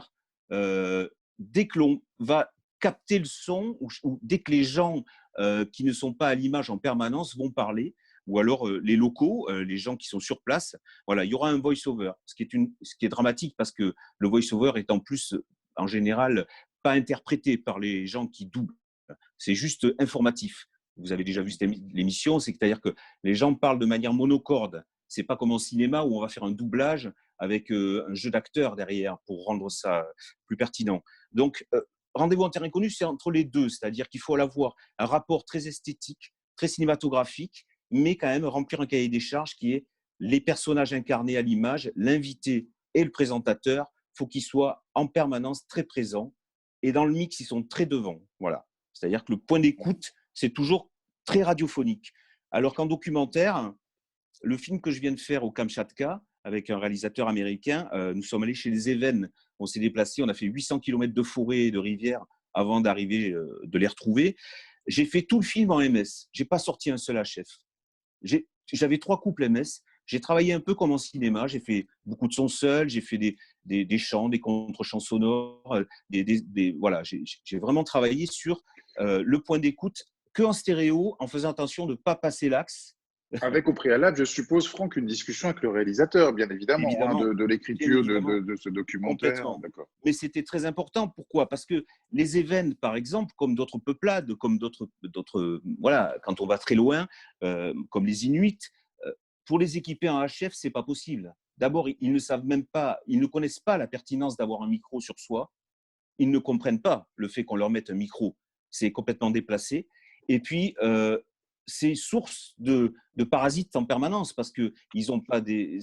On cache évidemment toujours les micros en documentaire, mais même en magazine. C'est fini l'époque où on voyait les bonnettes à l'extérieur. On fait comme en fiction maintenant. Tous les micros sont cachés. Ça, c'est l'évolution pour toi du documentaire. Moi, j'ai jamais vu au documentaire des perches. J'ai l'impression que ça a toujours été le cas. Il a fallu toujours planquer les micros, mettre des choses. Enfin, j'ai l'impression, peut-être que. C'est-à-dire que le documentaire, on a toujours caché les micros pour essayer de se rapprocher d'une esthétique cinématographique, même comme la fiction. Alors que le magazine, il y a quelques années, non. Le magazine ne s'est approprié les micros cachés que parce qu'il a regardé le documentaire. Le magazine a regardé le documentaire et s'est dit, mais pourquoi nous ne pourrions pas faire pareil qu'en documentaire ou qu'en fiction, cacher les micros? C'est bien pour ça d'ailleurs que certains producteurs font passer des magazines pour des documentaires, même vis-à-vis du CNC. C'est-à-dire qu'on se retrouve maintenant avec ça veut tout dire et rien dire maintenant, documentaire. C'est-à-dire qu'on fait un magazine, on va appeler ça un documentaire. Mais en fait, ce n'est pas du tout la même chose. On n'est pas du tout dans la même forme d'écriture. C'est une autre écriture et une autre manière de travailler au son. C'est un peu… C'est-à-dire que je m'amuse beaucoup plus maintenant en documentaire à faire des plans sonores comme en cinéma il y a 20 ans que dans le magazine. Et dans le magazine, tu ne peux pas faire de plans sonores. Comme ça devient difficile en cinéma de faire des plans sonores. Ou alors, il faut toujours laisser, on en a parlé déjà sur d'autres forums, la solution de pouvoir donner au réalisateur, grâce aux multipistes, soit il refabrique un plan sonore, soit il a un point d'écoute très proche, c'est-à-dire toujours près de l'oreille. Voilà. En dehors même de parler de plans sonores et éventuellement d'autres astuces d'écriture sonore, est-ce que sur ces documentaires dont tu parles, on parlait tout à l'heure de cette dernière expérience que tu as eue, est-ce que sur les dernières années, on a toujours cette discussion avec le réalisateur de l'objet sonore en lui-même sur le doc, en fait? Est-ce que c'est toujours là? Est-ce que ce dialogue est toujours présent? Oui, toujours présent et surtout, il dépend aussi de la narration et du lieu où on va se trouver. Est-ce que c'est un film ethnologique? Est-ce qu'on s'en va à l'étranger dans des conditions un peu compliquées, comme on peut le rencontrer sur terrain connu aussi, il faut s'adapter. Il y a aussi le climat, beaucoup, qui joue. La météo, l'humidité, la chaleur, le froid, tout ça, on connaît tout ça, même en fiction, quand on s'en va sur des tournages en fiction au bout du monde, c'est pas facile, il faut s'adapter. Mais il y a toujours une discussion avec le réalisateur, oui, et en fonction du sujet qui est traité. Est-ce que c'est un film qu'on va tourner dans les vignes, dans le Languedoc, ou est-ce que c'est un film qu'on va tourner au fin fond, je ne sais pas moi, du Kenya, ou voilà. Donc, il y a toujours, une manière, comment on va travailler en fonction des gens que l'on va filmer, ça c'est sûr. Et puis, qu'est-ce qui est important? Oui, pardon. Alors, Franck, justement, pour parler maintenant un tout petit peu plus technique, on parlait tout à l'heure justement des différents outils qui étaient presque parfois nécessaires et surtout demandés par certaines productions. Ça intéresse aussi les gens qui nous écoutent de savoir qu'est-ce que vous utilisez comme matériel, votre équipement, etc. Moi, à chaque fois, après chaque meeting, j'ai beaucoup de jeunes qui sont très friands d'avoir ces informations-là. Donc, les fameux émetteurs, par exemple, avec carte enregistreur, est-ce que ça, c'est des éléments qui, pour toi, sont importants aujourd'hui? Est-ce que tu les utilises beaucoup parce que ça peut aider énormément dans certaines configurations? Alors, beaucoup, on ne peut pas dire beaucoup parce que c'est assez récent comme technique. même si ce n'est pas forcément compliqué à mettre en place pour les constructeurs. Mais il y a eu des histoires de brevets qui ont été déposés. Bon, on ne va pas revenir sur les histoires de clochers entre Visicom et tout ça. Mais je les ai utilisés des fois pour effectivement faire genre une balade à cheval ou sur un bateau, sur une pirogue. Et voilà, ça marche assez bien.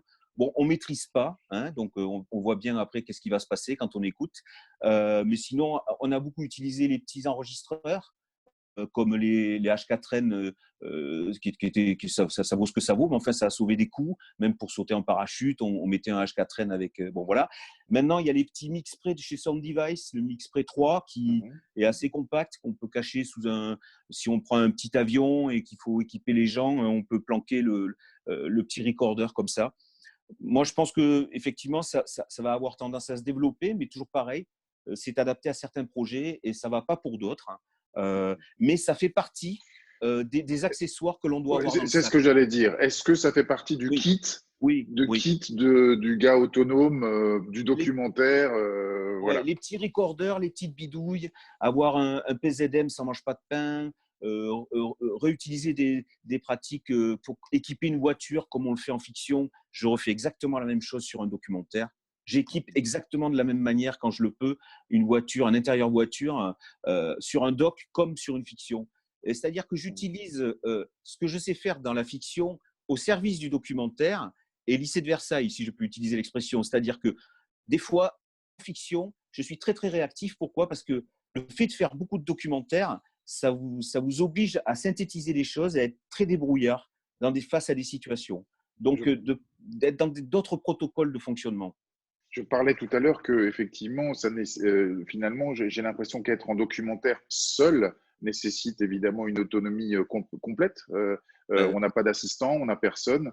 Ça nécessite, je suppose, également une grande rigueur par rapport à une préparation de matériel, etc. Comment est-ce que tu abordes, toi, justement, Alors, premièrement, comment tu prépares tout ça, ton équipement, comment ça se passe? Et puis surtout, j'aimerais bien qu'on finisse cette discussion technique. Qu'est-ce que tu utilises? Quel est ton matériel habituel? Comment ça se passe? Déjà, j'utilise le matériel Sound Device. Pourquoi? Parce que Sound Device a fait une déclinaison de ces machines. En long métrage, je travaille avec un 788. En documentaire, j'ai mon matériel personnel déjà. J'ai une unité personnelle. Mais ce qui est intéressant avec Sound Device, de par effectivement la qualité du son, on ne va pas faire des comparatifs avec le Kantar. Bon, voilà, on connaît tous le Kantar, mais Sound Device, ils ont décliné les machines de manière à ce que vous puissiez utiliser en fonction du rapport qualité sonore et poids, comme nous en parlions tout à l'heure. Donc, tu peux préparer une machine avec beaucoup d'entrées comme une machine beaucoup plus compacte. Et tu retrouves toujours le même environnement dans les menus. C'est ce qui est intéressant. Voilà. Avec Sound Device, c'est que quel que soit le type de machine, quel que soit le numéro de série, tu n'es jamais obligé de repartir à zéro. Tu connais toujours l'environnement et tu es très réactif, tu vas très très vite dans les menus. Et voilà, s'il faut checker quelque chose… C'est d'avoir plusieurs types de machines d'une même marque, en l'occurrence Sound Device, les petits, les moyens, les gros, en fonction au final de ce qui va se passer. En fonction du projet. En fonction du projet.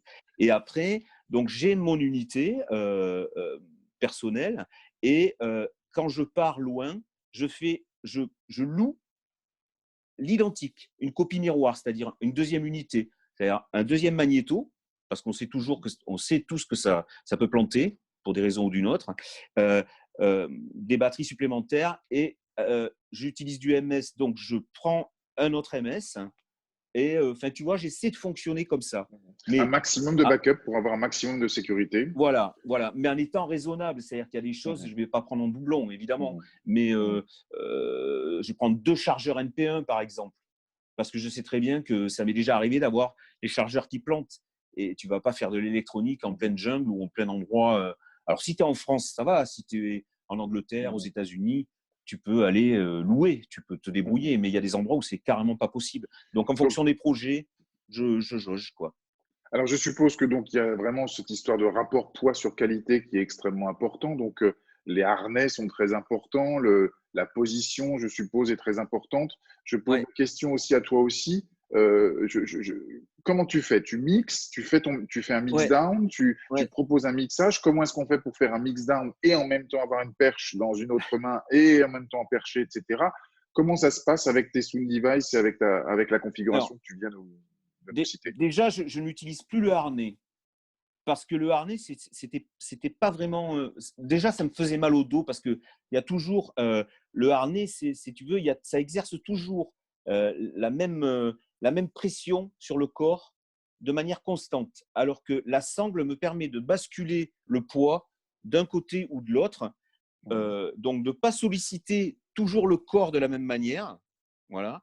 Et puis, déjà, la sangle me permet de très vite pouvoir quitter le sac et de pouvoir le remettre très, très vite.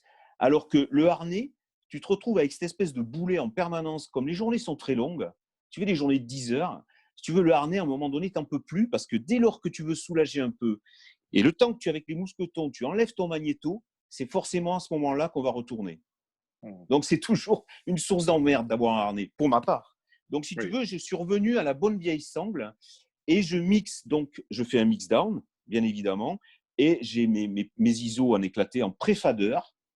En pré-fader, c'est important parce que ça me permet, moi, si j'ai raté quelque chose dans le documentaire ou dans le magazine, de l'avoir quand même enregistré. Donc ça, c'est important. C'est ce qu'on disait tout à l'heure, il n'y a qu'une seule prise, donc il ne faut pas prendre ce risque-là. C'est ça. Mais comme je sais que le mix-down est souvent utilisé au mixage final, voilà, je soigne particulièrement mon mix-down et je n'hésite pas à refabriquer justement ces fameux points d'écoute qui sont variables pour donner déjà, modeler un petit peu les choses. Ça dépend dans quel environnement sonore je suis. Si jamais c'est très bruyant ou pas. Si tu es en pleine forêt au milieu de rien, tu peux faire jouer la nature. La nature devient acteur du film à part entière parce que il n'y a pas de son linéaire qui vient de perturber, il n'y a pas de voiture, il n'y a pas d'autoroute, de mobilette, d'avion, voilà.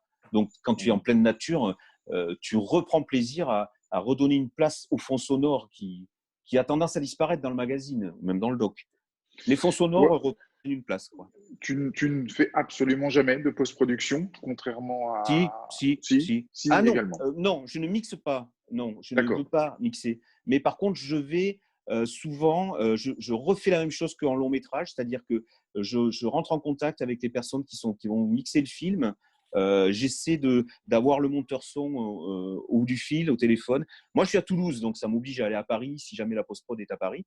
Mais récemment, je suis monté pour le mixage du film de ces fameux événements qui va sortir aussi en salle. Donc, qui est un film pour Arte. Qui est un documentaire pour Arte, et Arte a signé avec la production une sortie en salle. Voilà. Donc, ils ont décidé de sortir le film aussi en salle. Donc, c'est intéressant parce qu'on voit du coup un travail de post-prod qui s'est rapproché de la fiction et à la fois qui garde des automatismes du documentaire, c'est-à-dire d'utiliser le mix-down. Ouais. Est-ce que tu penses que lorsque tout à l'heure Olivier Ronval disait que voilà, moi j'aime bien en fait derrière arriver à m'occuper de la post-production de mes propres prises de son parce qu'au final je sais ce que j'ai fait, je sais où j'ai rangé les éléments et je sais, en fait je fais ma prise de son en fonction de ce qui va se passer en post-production. Comment tu raisonnes toi, Franck? Alors, pour ma part, je fais tous les white tracks, tous les sons seuls. Je fais comme un rapport son avec tous mes sons seuls et je raconte mes sons seuls. Alors déjà, je le fais un petit peu pour les sons seuls. Quand je fais des annonces sonores, mais après, je raconte dans quel contexte je les ai fait, tout ça, de manière à ce que le monteur son, lui, puisse avoir déjà une petite histoire sur chaque son pour qu'il le replace dans le contexte. Après, moi, je ne fais pas de montage son, je ne fais pas de mixage, parce que je suis un peu de la vieille école. J'ai commencé comme perchman dans le cinéma, et je suis encore de la vieille école à dire qu'il est bien que chaque personne puisse amener sa pierre à l'édifice. J'aime beaucoup, moi, l'idée de… C'est un petit peu d'Olivier Schwab qui disait tout à l'heure, voilà, apporter un autre regard. Voilà, j'aime beaucoup, je viens de la musique et j'aime beaucoup le côté… il y a un batteur, un bassiste, un guitariste, et tout ça, ça crée un ensemble et ça crée quelque chose de cohérent et d'assez créatif, du coup. Je trouve très bien les gens qui font le montage ou le mixage de A à Z. Hein, ça a certainement un avantage de ne pas se planter et de ne pas rater des choses. Mais j'aime bien passer le bébé et me dire qu'on va amener tous chacun une pierre à l'édifice et que ça va donner quelque chose d'intéressant, un autre regard. voilà, je trouve que c'est bien de partager ça. Merci beaucoup. Je reviendrai vers toi, Franck, peut-être tout à l'heure avec d'autres questions. J'avais voulu faire intervenir d'autres personnes, Patrick Blache notamment aussi, qui m'avait envoyé un mail. Je ne sais pas si Patrick est avec nous aujourd'hui. Je ne l'ai pas vu dans… ou Yves Capu également, qui était avec nous, ou Guillaume Balex. Est-ce que toutes ces personnes-là sont ici par hasard? Ou se sont endormis peut-être? Non, non, pas du tout, pas du tout. Bonjour Yves. Salut.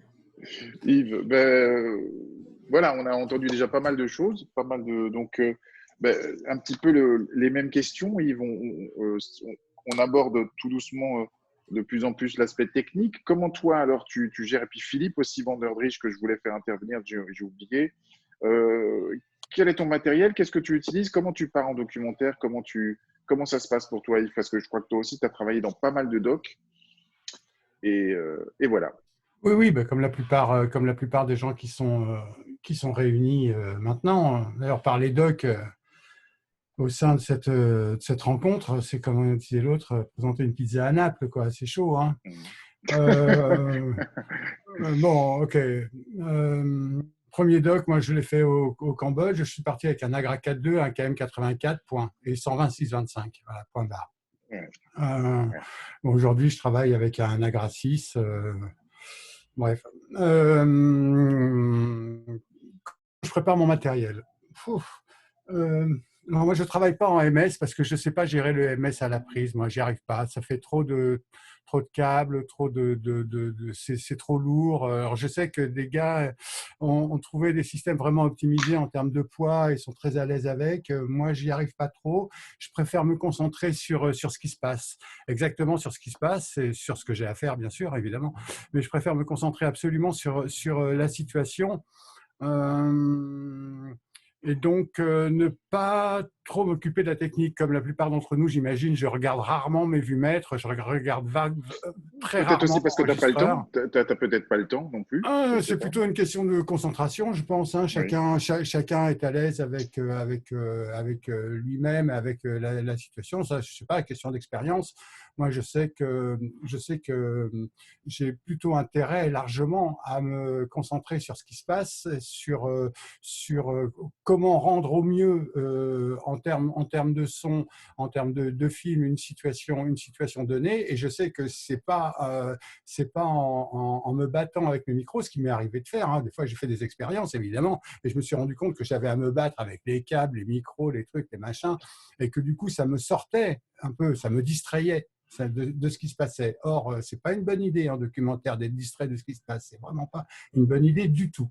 Il m'a pas fallu très longtemps pour le comprendre. Donc, je me suis dit, OK, je fais simple, quoi. Moi, je fais simple et fiable. Moi, je pense au sable, je pense à la pluie, je pense à mes épaules un peu, pas trop, mais un petit peu quand même, parce qu'au bout d'un moment, j'ai travaillé avec des HF électrosoniques ancienne génération, 4 dans la sacoche. À la fin de la journée, c'est extrêmement sensible. Toi aussi, tu trouves aussi que le harnais, ça marche pas, c'est compliqué? Ah non. Ah ouais, non. Moi, tout de suite, j'ai essayé le harnais, j'ai essayé 1 heure. 1 heure. Voilà. Et puis, je l'ai tout de suite abandonné. Ah non, je travaille à l'épaule et je fais en sorte de pouvoir poser mon matériel d'un geste, juste, je le fais tomber, quoi. Et je le pose immédiatement et je le reprends aussi rapidement. Ça, c'est beaucoup pour des histoires de taxi, en fait. Des histoires de taxi pourris, comme on en trouve dans beaucoup de pays plus pauvres qu'en France, où là, vous vous retrouvez à 7 dans un taxi brinque-ballant, un harnais, c'est inimaginable. C'est absolument pas possible. Donc, je veux pouvoir poser mon enregistreur sur mes genoux, voir entre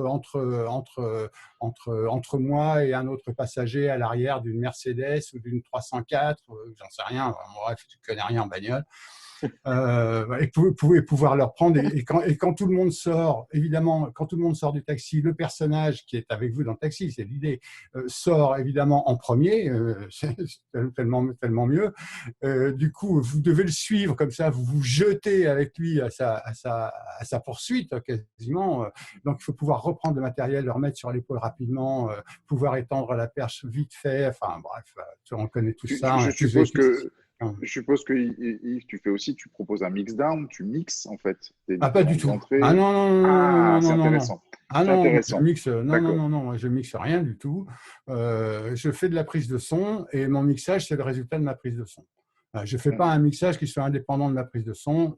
Pour la même raison, vraiment pour la même raison. Moi, je fais attention à mes niveaux, je fais attention aux perspectives sonores, je fais très attention au off, je fais attention aux ambiances, je fais attention aux bruits qui pourraient venir gêner, perturber ou créer un malentendu sur une situation. Ça arrive, des bruits off, hein, j'entends, qui grosso modo n'ont rien à faire pour raconter ce qu'on a à raconter. Il s'en produit assez fréquemment. Comme le bruit d'autoroute quand on filme des vignes, mais il y a plein d'autres exemples. Voilà, je fais beaucoup attention à ça. Et du coup, moi, je peux pas mixer, quoi. Donc, je peux pas, je sais pas. Donc, tu fournis en fait un multitrack, multipiste, en Ouais. fait. Et est-ce que par la suite, tu fais un accompagnement de la post-prod? Est-ce que tu te soucies beaucoup? Est-ce que tu vas aller voir? Est-ce qu'il y a un vrai dialogue par rapport Non, à c'est tout ça? plutôt eux qui se soucient de moi, en fait. Tu vois, c'est plutôt le contraire. Évidemment, parce que de toute façon, les réalisateurs avec lesquels je travaille, je suis proche, donc on discute, etc. Et bien sûr, je vais au montage et on papote, etc. Mais c'est pas, je me sens pas une obligation de le faire. Ça m'intéresse parce que le film m'intéresse. Donc, les films et documentaires, ceux en tout cas sur lesquels je suis amené à travailler, souvent ils se créent beaucoup au montage. Donc pas toujours, hein, pas toujours. Il y a des très beaux films qui sont créés vraiment à l'écriture et qui sont mis en scène, absolument mis en scène Tu n'as assumée, jamais qui eu sont envie, des Yves, documentaires formidables. tu n'as jamais eu envie, toi, de t'attaquer à la post-prod et faire le montage de tes propres Non, prises de son? Ça ne t'intéresse non. pas? Si. Ah bah si, moi tout de Mais, suite. Ah bah mais, si, ça mais tu as m'intéresse. envie d'avoir une autre vision et peut-être Ouais, comme ça serait pas servir le film. Vraiment, ça serait pas servir le film. Il vaut mieux, je trouve ça plus correct vis-à-vis du réalisateur de confier mon travail à d'autres personnes qui auront un autre point de vue, qui ne seront pas allées sur le tournage, qui découvriront la situation, découvriront les personnages, découvriront les images et le point de vue. Alors que si moi je devais assumer ça, j'aurais tout un passé, le passé du tournage derrière, quoi, qui, à mon avis, sauf ça m'est arrivé une fois de mixer un documentaire sur lequel j'avais travaillé. Je l'ai fait, j'ai pas aimé l'expérience, quoi. Ça ne sert pas le film, ça ne sert pas le projet. Non, c'est pas très intéressant pour le travail, en fait. D'accord. C'est pas une bonne idée. Tu m'avais demandé de préparer un petit truc. Tout à fait. Si tu as des Je l'ai photos fait. éventuellement. Ah bah ça Oui, c'est bon, super. alors les photos, j'ai des photos, mais je vais pas vous, je vais pas vous, j'en avais préparé plein en fait. Je savais que j'en avais préparé trop évidemment, donc je vais pas vous accabler avec ça. Ça n'a qu'un intérêt somme toute relatif. Mais je voulais quand même vous montrer un truc que je trouve très sympa parce qu'on parle documentaire, il faut bien voir un tout petit bout. Donc je vous propose un bref extrait. Alors, comment je vais partager c'est ça, super. moi? Alors, quand tu partages, fais attention. Il faut que, Ouais. si tu partages avec le son, il faut bien que tu mettes le partager son de l'ordinateur ou je ne sais plus comment c'est. Ah merde. Tu sais, quand tu cliques sur partage, à Ah un oui. moment donné, il y a une petite case en bas à cliquer sur D'accord. partager le son de l'ordinateur. Ah oui, me ça semble. marche. D'accord, Voilà. ça marche. OK. Tac. Optimiser, partage d'écran pour le clip vidéo. Ah, j'appelle ça un clip vidéo. Putain, les sauvages. OK. Donc, OK. Alors, donc, c'est ça. Du coup, c'est ça. Time player, c'est ce truc-là. Est-ce que c'est ça qui va être partagé? Oui, je pense. Installer l'appareil audio Zoom. Oh merde. Redémarrer l'application. C'est quoi ce truc? Bon, je le lance et puis vous verrez non, bien c'est si pas vous... mal. Ouais. On voit un bouton lecture. On peut essayer de voir. Génial. Vous avez du son? Ah, par contre, le son, ça marche pas. Ah bon. Par contre, le son, ça marche pas. D'accord. Bon, OK. Est-ce que tu as bien fait la petite case partager le son de l'ordinateur au moment où tu proposes Oui, je crois. Oui. J'ai bien coché ça. Attends. Check. Time player. Partager le son. Ouais. Optimiser le partage d'écran. Pour que je vais mettre ça. Hein, puis on verra bien. Puis après, si ça ne marche pas, je ne vous embêterai pas. Non, il me demande un tas de trucs. Ouais, il me demande des trucs que je n'ai pas. Bon, je relance, puisqu'il n'y a pas de son. Tu demandes ton numéro de CB? Non. Pas Non, encore. bon, ok, c'est pas grave, tant pis. Tant pis. Voilà, Dommage. ça c'était, oui, c'est dommage. Absolument, c'est dommage. Je voulais mettre ça parce que vous proposez ce bref extrait d'un doc qui s'appelle Par devant notaire, qui a été tourné par Marc-Antoine et Anne-Sophie Roudy il y a pas mal d'années maintenant. Et en fait, cette petite séquence-là, très, très brève, c'est une rencontre entre un notaire et deux paysans dont l'un veut acheter les terrains de l'autre. Ça se passe en Auvergne et les achats de terrains dans ce contexte, c'est des foires d'empoigne, c'est-à-dire pendant des générations, c'est une guerre totale parce que les terres sont très rares et très prisées. Et donc, ils étaient installés dans un tout petit bureau. C'est un très beau documentaire qui a été complètement éclairé. Il y avait des HMI dans le jardin, etc. Il n'y avait aucune discrétion, en fait. On n'était absolument pas transparent. C'était tout le bureau du notaire. Il y avait des boules à doux dans tout son bureau. Tout était éclairé. Mais néanmoins, la situation, elle est absolument authentique. Et il y a zéro HF. Et j'avais perché cette situation. Bon, on connaît tout ça, mais bon, bref, j'ai perché cette situation qui se déroule dans un petit bureau qui doit faire, je sais pas, 6 mètres carrés à peu près. Et c'est bien là que j'ai compris qu'on pouvait percher sans problème et que la perche était tout de suite oubliée, quoi. Je regrette pas du tout de n'avoir mis aucun HF. Tout est perché, tout est authentique et tout est mis en scène. Voilà. Si je peux Dommage, juste on intervenir fera... un tout petit Oui, instant pour oui, Henri. compléter ce que disait Yves et pour compléter ce qu'on disait tout à l'heure sur les enregistreurs, enfin les HF avec enregistreurs intégrés. Je trouve que quand on est dans une situation parfois un peu délicate, ne pas mettre de HF et surtout ne pas avoir un truc qui enregistre en permanence, c'est aussi une question de rapport de confiance avec les personnes. C'est-à-dire qu'avec la perche, ils savent quand on tourne et quand on ne tourne pas. On ne vole pas des plans. Et donc, on installe une confiance qui, je pense, permet d'avoir des choses qu'on n'aurait peut-être pas. Enfin, les gens seraient peut-être plus méfiants à savoir qu'ils sont enregistrés en permanence et qu'ils ne peuvent plus faire un aparté ou ce genre de truc. Donc, les HF, c'est vrai qu'on est obligé d'en mettre, mais c'est bien aussi, je trouve, de montrer clairement quand on tourne et quand on ne tourne pas.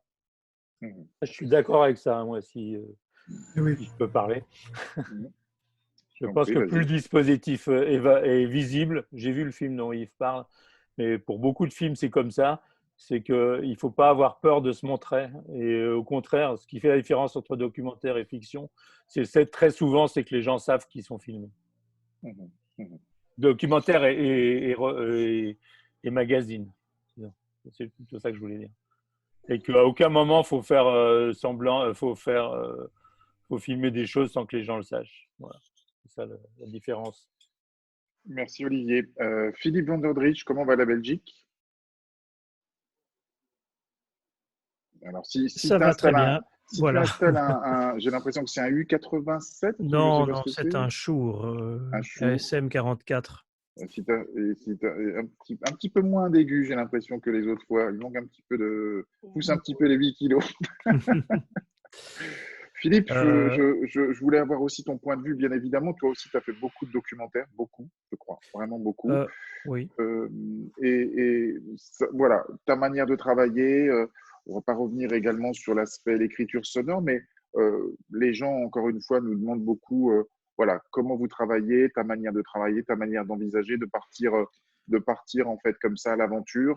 L'autonomie, etc. Voilà, avoir ton point de vue sur tout ça, Philippe. Oui, et puis après, j'aimerais bien juste, pardon, et après juste Rémi Frappa qui effectivement mixe, me semble-t-il, la partie aussi de post-production dont je voulais parler tout à l'heure. Voilà, Philippe, oui, je t'écoute.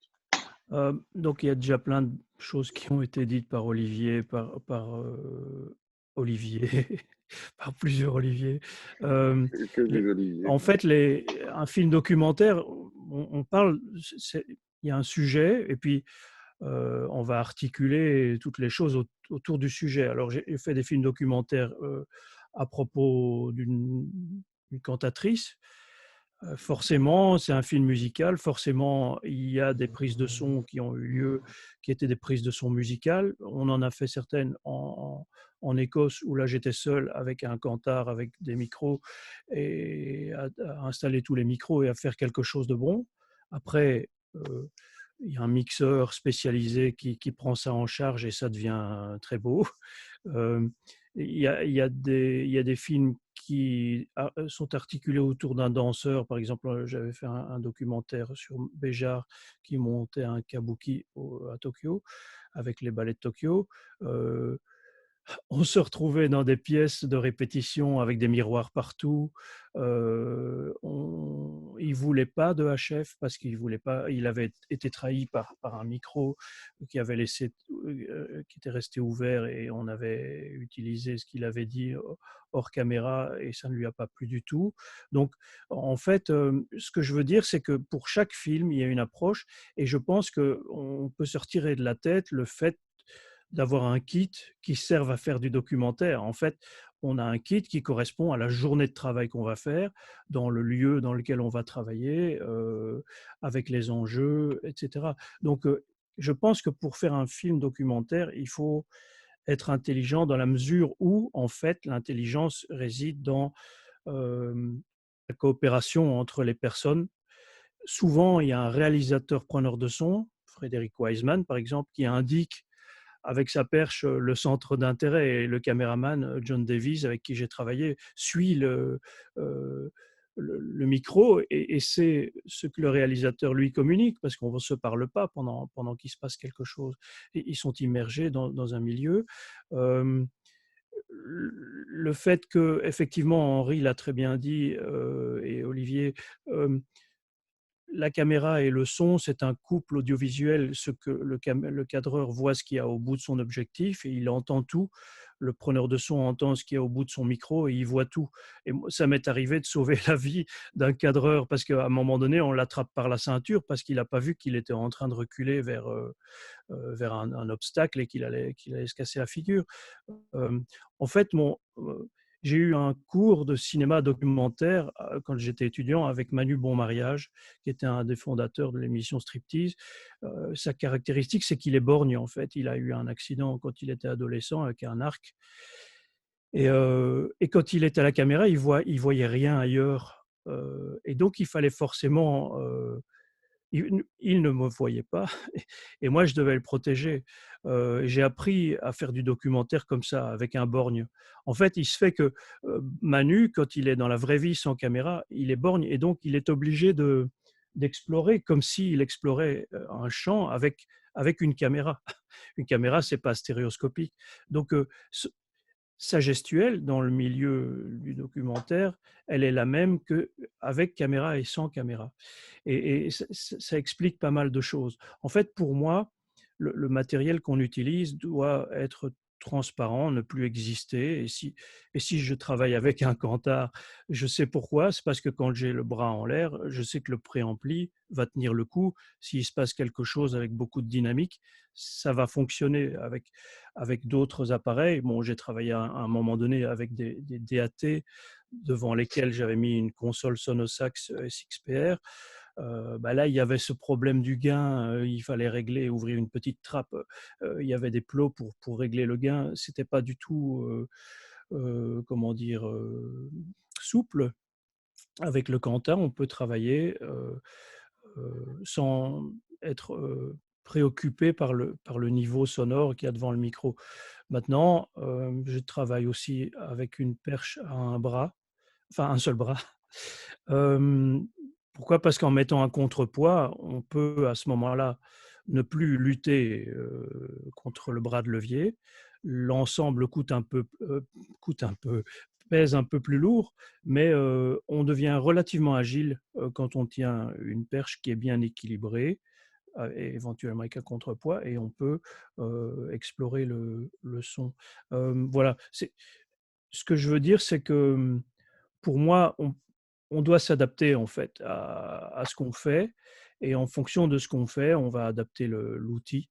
Et donc, l'outil peut être divers, varié. En fait, ça demande quand même d'avoir aussi ce luxe-là, Philippe, de pouvoir adapter l'outil. C'est un luxe. Parfois, on n'a pas forcément les moyens, ou je pense aux jeunes d'aujourd'hui ou aux jeunes ingénieurs du son qui ont la capacité de dire, tiens, aujourd'hui, par rapport à tel et tel documentaire, ou même pour aller plus loin, telle et telle scène ou moment, que parce qu'on est en canoë ou parce qu'on est ça, je vais choisir un autre type d'enregistreur ou un autre type ou en tout cas de changer une config complète pour s'adapter, c'est pas toujours évident. Ou alors, il faut partir en location, hein, bien évidemment. Oui, effectivement, on peut partir en location. Il est possible de négocier avec les loueurs. Il y en a deux là en face à face, mais et d'obtenir pour un forfait un équipement spécifique. Par exemple, il y a quelqu'un qui partait au Venezuela avec un sac à dos. Bah, elle ne sait pas combien de jours elle va travailler, mais on peut lui donner un équipement et lui dire voilà, mais écoute, on fait un forfait, c'est autant, et puis tu pars pendant 1 mois et demi. Une fois, j'ai passé un agra à quelqu'un qui faisait une radio, parce que le son, c'est important aussi, seul, à propos de son père rwandais qui avait des choses à raconter. Il a gardé l'enregistreur pendant 1 an, je pense, et je crois qu'il a payé 500 euros. Au moment où il a eu une subvention, son père est mort et il avait recueilli quelque chose d'extraordinaire. Donc, moi, je crois que on doit adapter l'équipement à ce qu'on fait, et à un moment donné, c'est sûr qu'aussi le meilleur micro, c'est celui qu'on a parce qu'il se passe quelque chose et que Ben oui.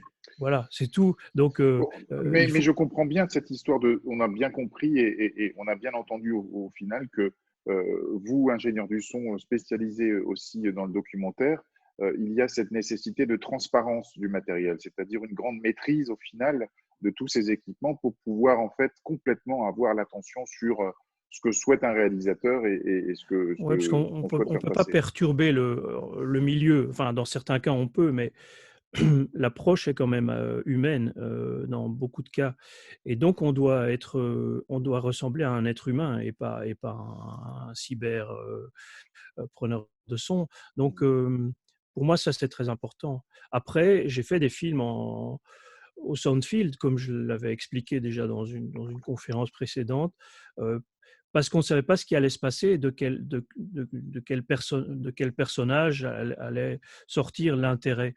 Et donc, le fait de capter dans toutes les directions et de pouvoir choisir en post-production quel est l'axe intéressant, pour moi, c'est pas mal. Et si on pouvait avoir un tout petit Soundfield qui puisse être suffisamment discret pour se promener. On est comme quand on fait de l'improvisation en documentaire. On ne sait pas toujours ce qui va se passer et on peut être surpris. Et dans ce cas-là, le fait d'avoir un micro très directionnel, ça nous isole peut-être du bruit ambiant, mais dans d'autres cas, ça peut être une restriction parce qu'on perd des choses qui se passent latéralement. Donc, je pense qu'il faut effectivement à prendre de la distance, comme disait Olivier Schopp.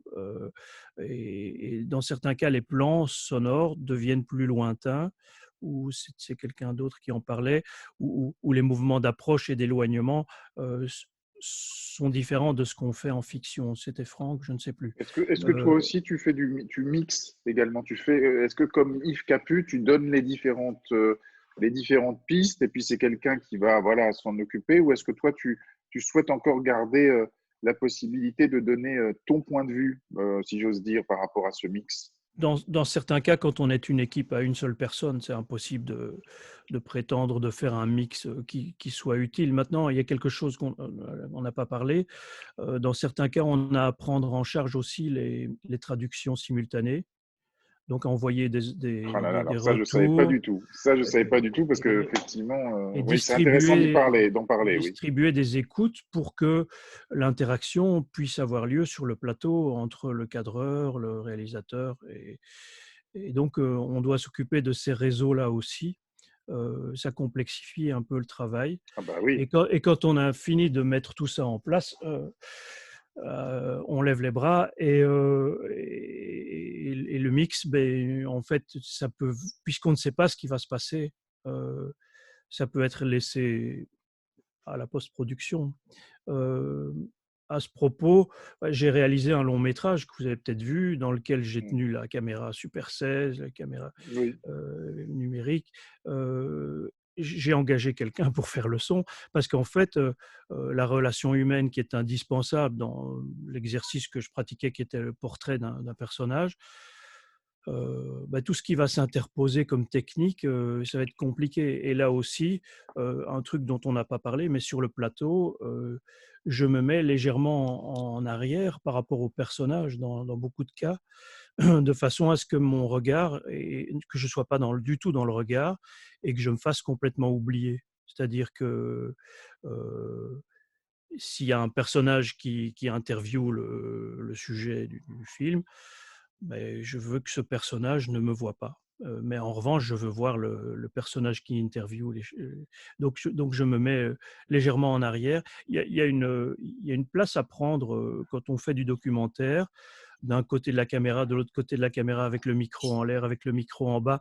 Ce sont des conventions qu'on passe avec le cadreur, et je pense que dans le cas du documentaire, on co-réalise. On peut très très bien faire des films aussi sans preneur de son. Je veux dire que ça m'arrive souvent de donner des cours à un réalisateur ou une réalisatrice qui va passer du temps dans un foyer de femmes battues et elle veut être toute seule. Et donc, moi, ce que je veux, c'est qu'elle ramène du bon son.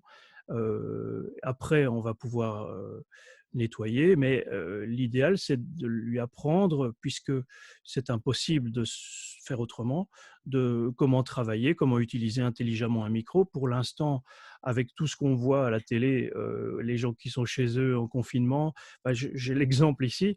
Bon, on est des preneurs de son, des ingénieurs du son. On mérite mieux que le micro de l'iPhone. Donc, il y a des gens qui…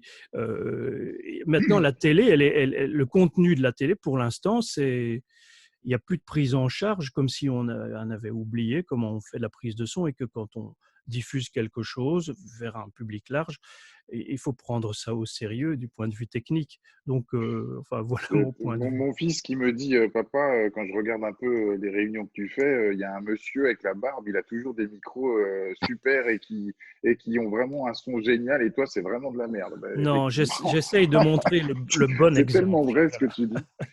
J'essaye de montrer le bon exemple. Voilà. Tout à fait. Je passe la parole à d'autres. Est-ce qu'il y avait des questions, une remarque par rapport à tout ça, éventuellement des gens qui voulaient intervenir? Alors, si je puis me permettre, Yves, juste, je vais faire parler une absente. C'est juste 4 lignes de Claudine Nougaret dans un petit bouquin qu'elle a fait, un catalogue de l'expo qu'elle a fait. Oui, tout à fait, une exposition qu'elle a faite à la BNF, oui. sur son travail sur les films de et avec Raymond Depardon. Effectivement. Bon, elle dit comme ça, elle dit beaucoup de choses. Hein, bref, juste 4 phrases. Nos films sont des témoignages réels de la France. Ils vont rester, ce seront des archives. Tous les films de fiction ne resteront pas. C'est important d'enregistrer avec cette qualité d'image et de son les gens dits ordinaires. Nous ne croyons pas qu'ils le soient. Ben oui, je crois que c'est bien ça l'enjeu, quoi. Soigner, prendre soin des gens qui nous invitent et qui nous font l'honneur et le plaisir de partager leur vie avec nous, quoi, quelques instants. Tout à fait. Voilà. Merci. J'avais aussi lu pas mal de choses sur Claudine Nougaret, et effectivement, il y a aussi une très très belle expo avec beaucoup de photos, beaucoup d'archives, et puis son travail avec évidemment Raymond Depardon. Conseil d'aller voir.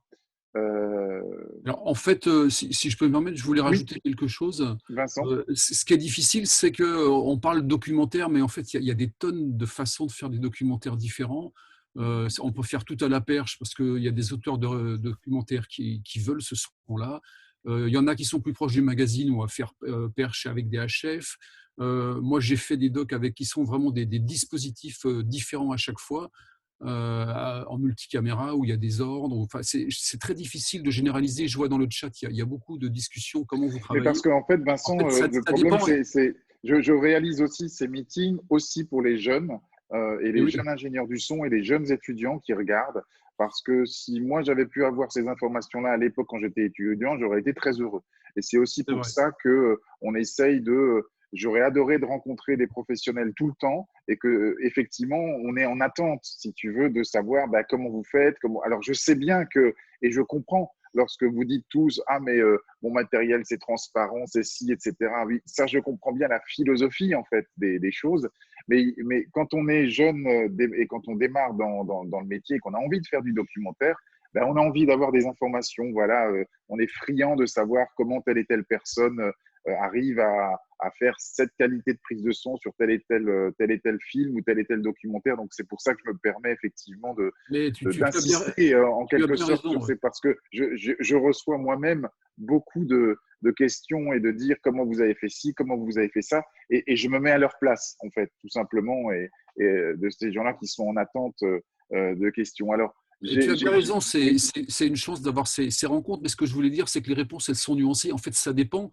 Et ce que je veux dire aux gens qui se lancent, mettez aussi en place les configs que vous avez envie de mettre et testez-les. Parfois, sur des séries de documentaires, on prend plusieurs films à mettre une config en place. Au début, elle n'est pas tout à fait bonne, et puis on ajuste. Voilà, les choses, et c'est la richesse de notre métier, c'est que la réponse, parfois, c'est que ça dépend. Voilà. Tout à fait. Merci Vincent. J'ai André Rigaud et David Ritt. Et disons, il y a du monde qui veulent intervenir. David Ritt, alors en premier, qui est dans la liste. David. Bonjour David. Bonjour. C'était juste pour vous signaler par rapport au son en documentaire, premièrement, que si vous regardez le petit film, enfin qui est assez gros d'ailleurs, que l'AFC a fait en hommage à Pierre Lhomme, au tout début, il raconte le tournage du Joli Mai et comment le fait d'entendre le son a changé sa vie, a changé complètement sa façon d'aborder le documentaire.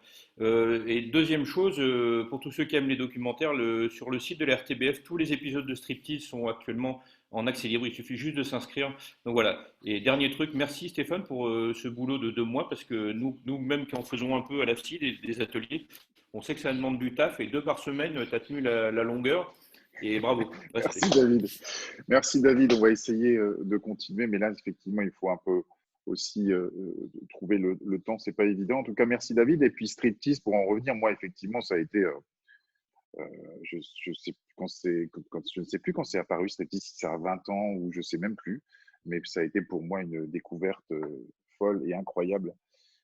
Et j'étais fasciné de savoir comment le gars du son arrivait à gérer, ou parfois j'avais des plans sonores d'une personne dans une autre pièce et qu'on arrivait à entendre juste bien, ça accompagnait l'image. Pour moi, c'était absolument incroyable. Merci David en tout cas. Et André qui souhaite intervenir. André, alors peut-être que... Oui, il est là, André. Peut-être. Je pensais que tu allais commencer à cuisiner, André, comme la dernière fois, que tu étais dans les pommes de terre, mais non, apparemment non. Non, j'ai décidé de me mettre un peu au régime parce que arrêter avec les patates. Qu'est-ce que je voulais dire? Oui, non, je voulais revenir sur des choses importantes qui ont été dites au début de la réunion par Olivier Schwab sur le côté extrêmement formateur du documentaire. C'est-à-dire que je m'aperçois que quand j'ai commencé à travailler à la Perche avec différents ingénieurs du son, dont Olivier sur un documentaire précisément, on apprenait beaucoup au rush, de savoir comment ça marchait, ce que donnait la Perche, ce qu'on avait fait, ce que ça donnait comme résultat, etc. Aujourd'hui, c'est extrêmement difficile pour les jeunes perchemans d'avoir ça parce qu'ils n'ont quasiment plus accès au rush, en gros. Je trouve que le documentaire est une espèce d'apprentissage assez riche et complet de l'écriture cinématographique et l'écriture sonore aussi.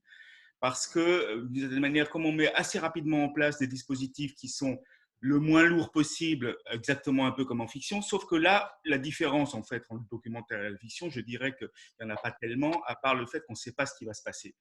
Donc moi, je suis très heureux quand j'ai un perchman qui a fait du documentaire comme ingénieur du son, parce qu'il apprend 2 choses. Il apprend qu'est-ce que ça donne la perche dans son casque, puisqu'il ne le sait pas sur le plateau de tournage de fiction, pour plein de raisons, de très bonnes raisons d'ailleurs.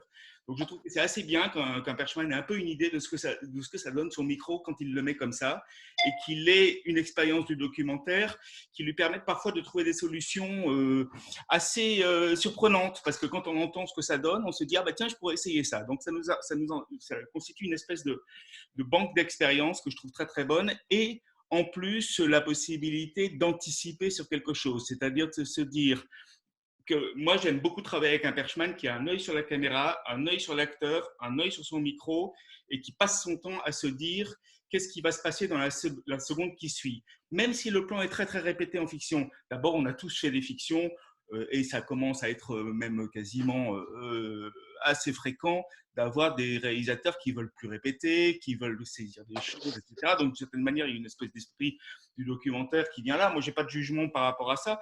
Et je me dis que c'est très, très bien de travailler avec, dans une équipe son où on est capable de comprendre à un instant T ce qui est en train de se passer et anticiper sur l'instant T+1. Et ça, le documentaire, c'est la meilleure école pour ça. Vraiment. Donc, puisque Stéphane, tu rappelais que le gros intérêt, c'est d'échanges, de passage de ces forums avec la génération qui arrive, je considère que c'est très important dans les écoles de cinéma de faire du documentaire. Je considère que c'est très important quand on commence à bosser, même si on a envie de faire de la fiction, même s'il n'y a pas beaucoup de différences, même si on est perchman, de faire des films documentaire parce que on reçoit de cette expérience-là des compétences très très très très singulières et très très bonnes, très très profitables sur le plateau de fiction. Et je dirais même l'inverse est juste aussi, c'est-à-dire que la fiction étant un domaine où on a un peu plus la possibilité d'expérimenter des choses, de multiplier les dispositifs techniques un peu compliqués, on en déduit des choses qui nous permettent parfois en documentaire, face à une situation un peu inédite, de se dire, tiens, c'est pas la peine que je cherche longtemps parce que, d'une certaine manière, mon expérience de laboratoire qu'a été le plateau de fiction me permet de prendre une décision extrêmement rapide en sachant que ça, mettre un HF là, ça ne marchera pas. Ou au contraire, mettre un HF là, ça va marcher, etc. Donc, il y a une espèce de jeu comme ça, permanent, entre notre propre histoire dans des situations de tournage léger où on ne sait pas ce qui se passe, qu'on peut appliquer sur des tournages lourds où on a bien répété et vice-versa.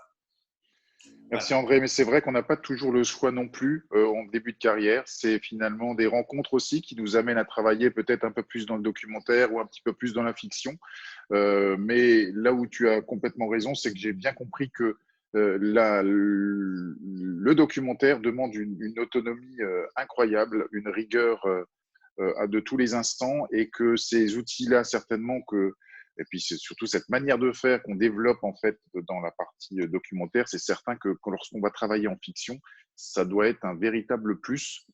C'est évident par rapport en plus là à ce que demandent de plus en plus les réalisateurs, entre pas de répète, y aller tout de suite, trouver des solutions, enfin, etc. Donc ça, c'est certain.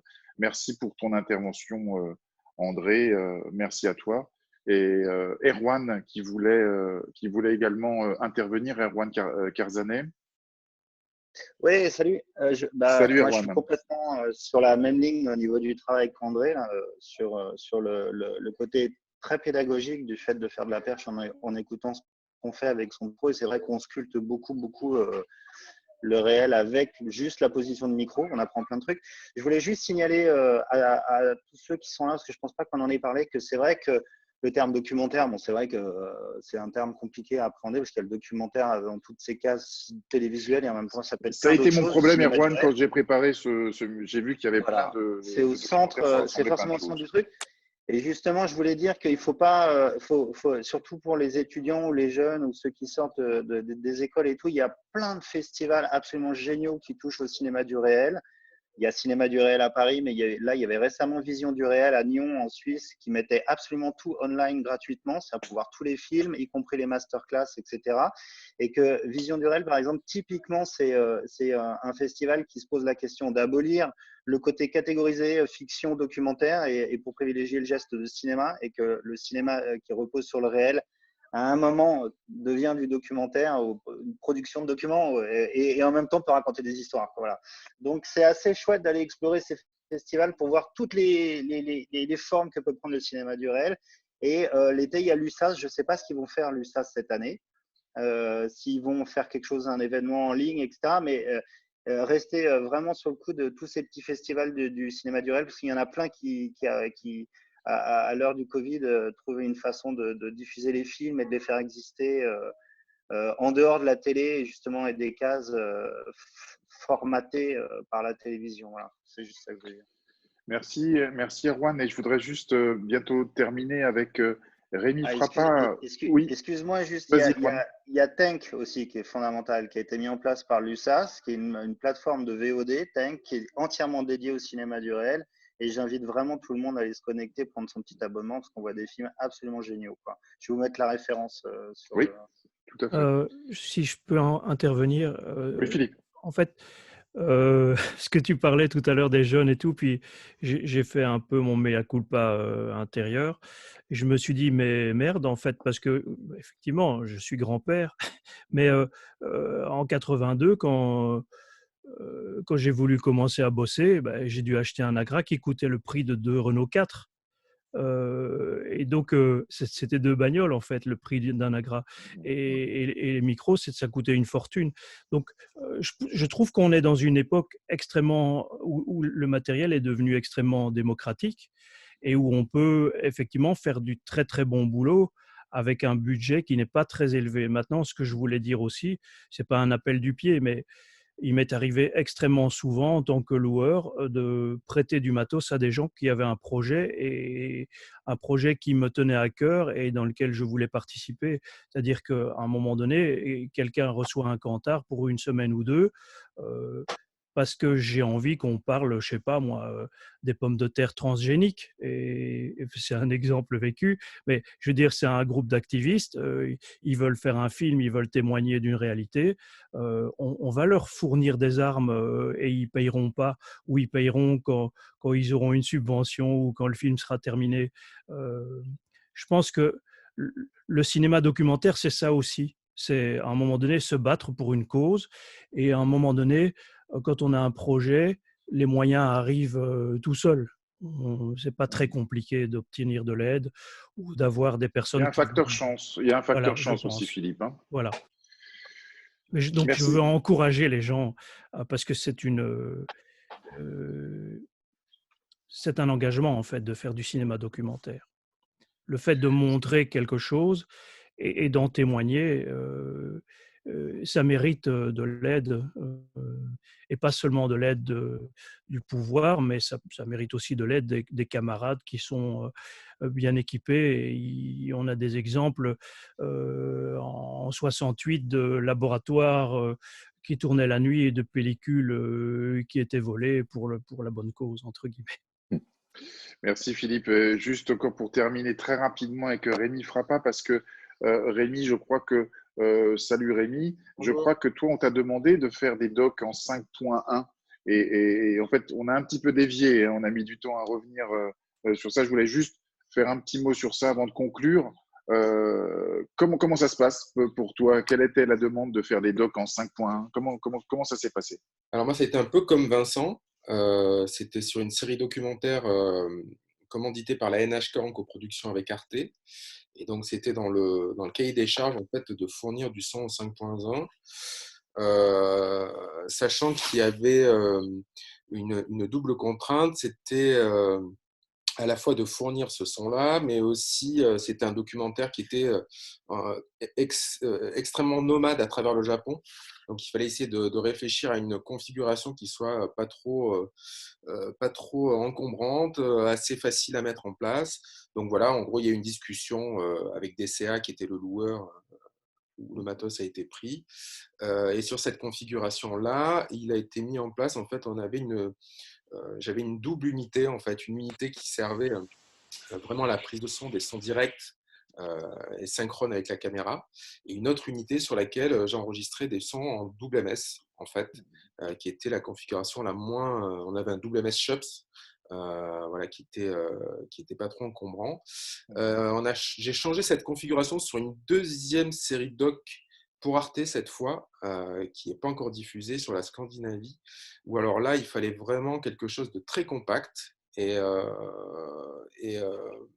on est parti avec DCA sur une idée d'un double MS, avec un MKH30 de Sennheiser, un MKH40, je crois, au-dessus, pour un micro front, et on avait un petit Shops pour le champ arrière. Et en fait, ce qui me permettait, avec un seul micro, de pouvoir assurer toutes les prises de son, en fait, que ce soit les sons directs avec la piste mono, et en même temps de pouvoir de temps en temps me poser. Au final, cette technique du MS, c'est vraiment, voilà, j'ai l'impression que c'est une technique commune à beaucoup d'ingénieurs du son en doc qui utilisent le MS au final. Ouais, surtout qu'il y a y a pas mal de micros monocore, enfin que moi Il y a Jean-Luc Audy, là, qui est un ingé son qui fait beaucoup de fiction, qui m'a fait découvrir le BP4029 d'Audio Technica, qui est un WMS monocore et qui est super solide, qui ne craint pas l'humidité, qui ne craint pas le froid, qui ne craint pas l'extrême chaud, enfin, et qui permet de partir avec un micro très léger, avec une petite Cinella dessus, et voilà, et qui permet de faire du MS dès qu'on veut, et qui est très utile pour faire de l'enregistrement mono aussi.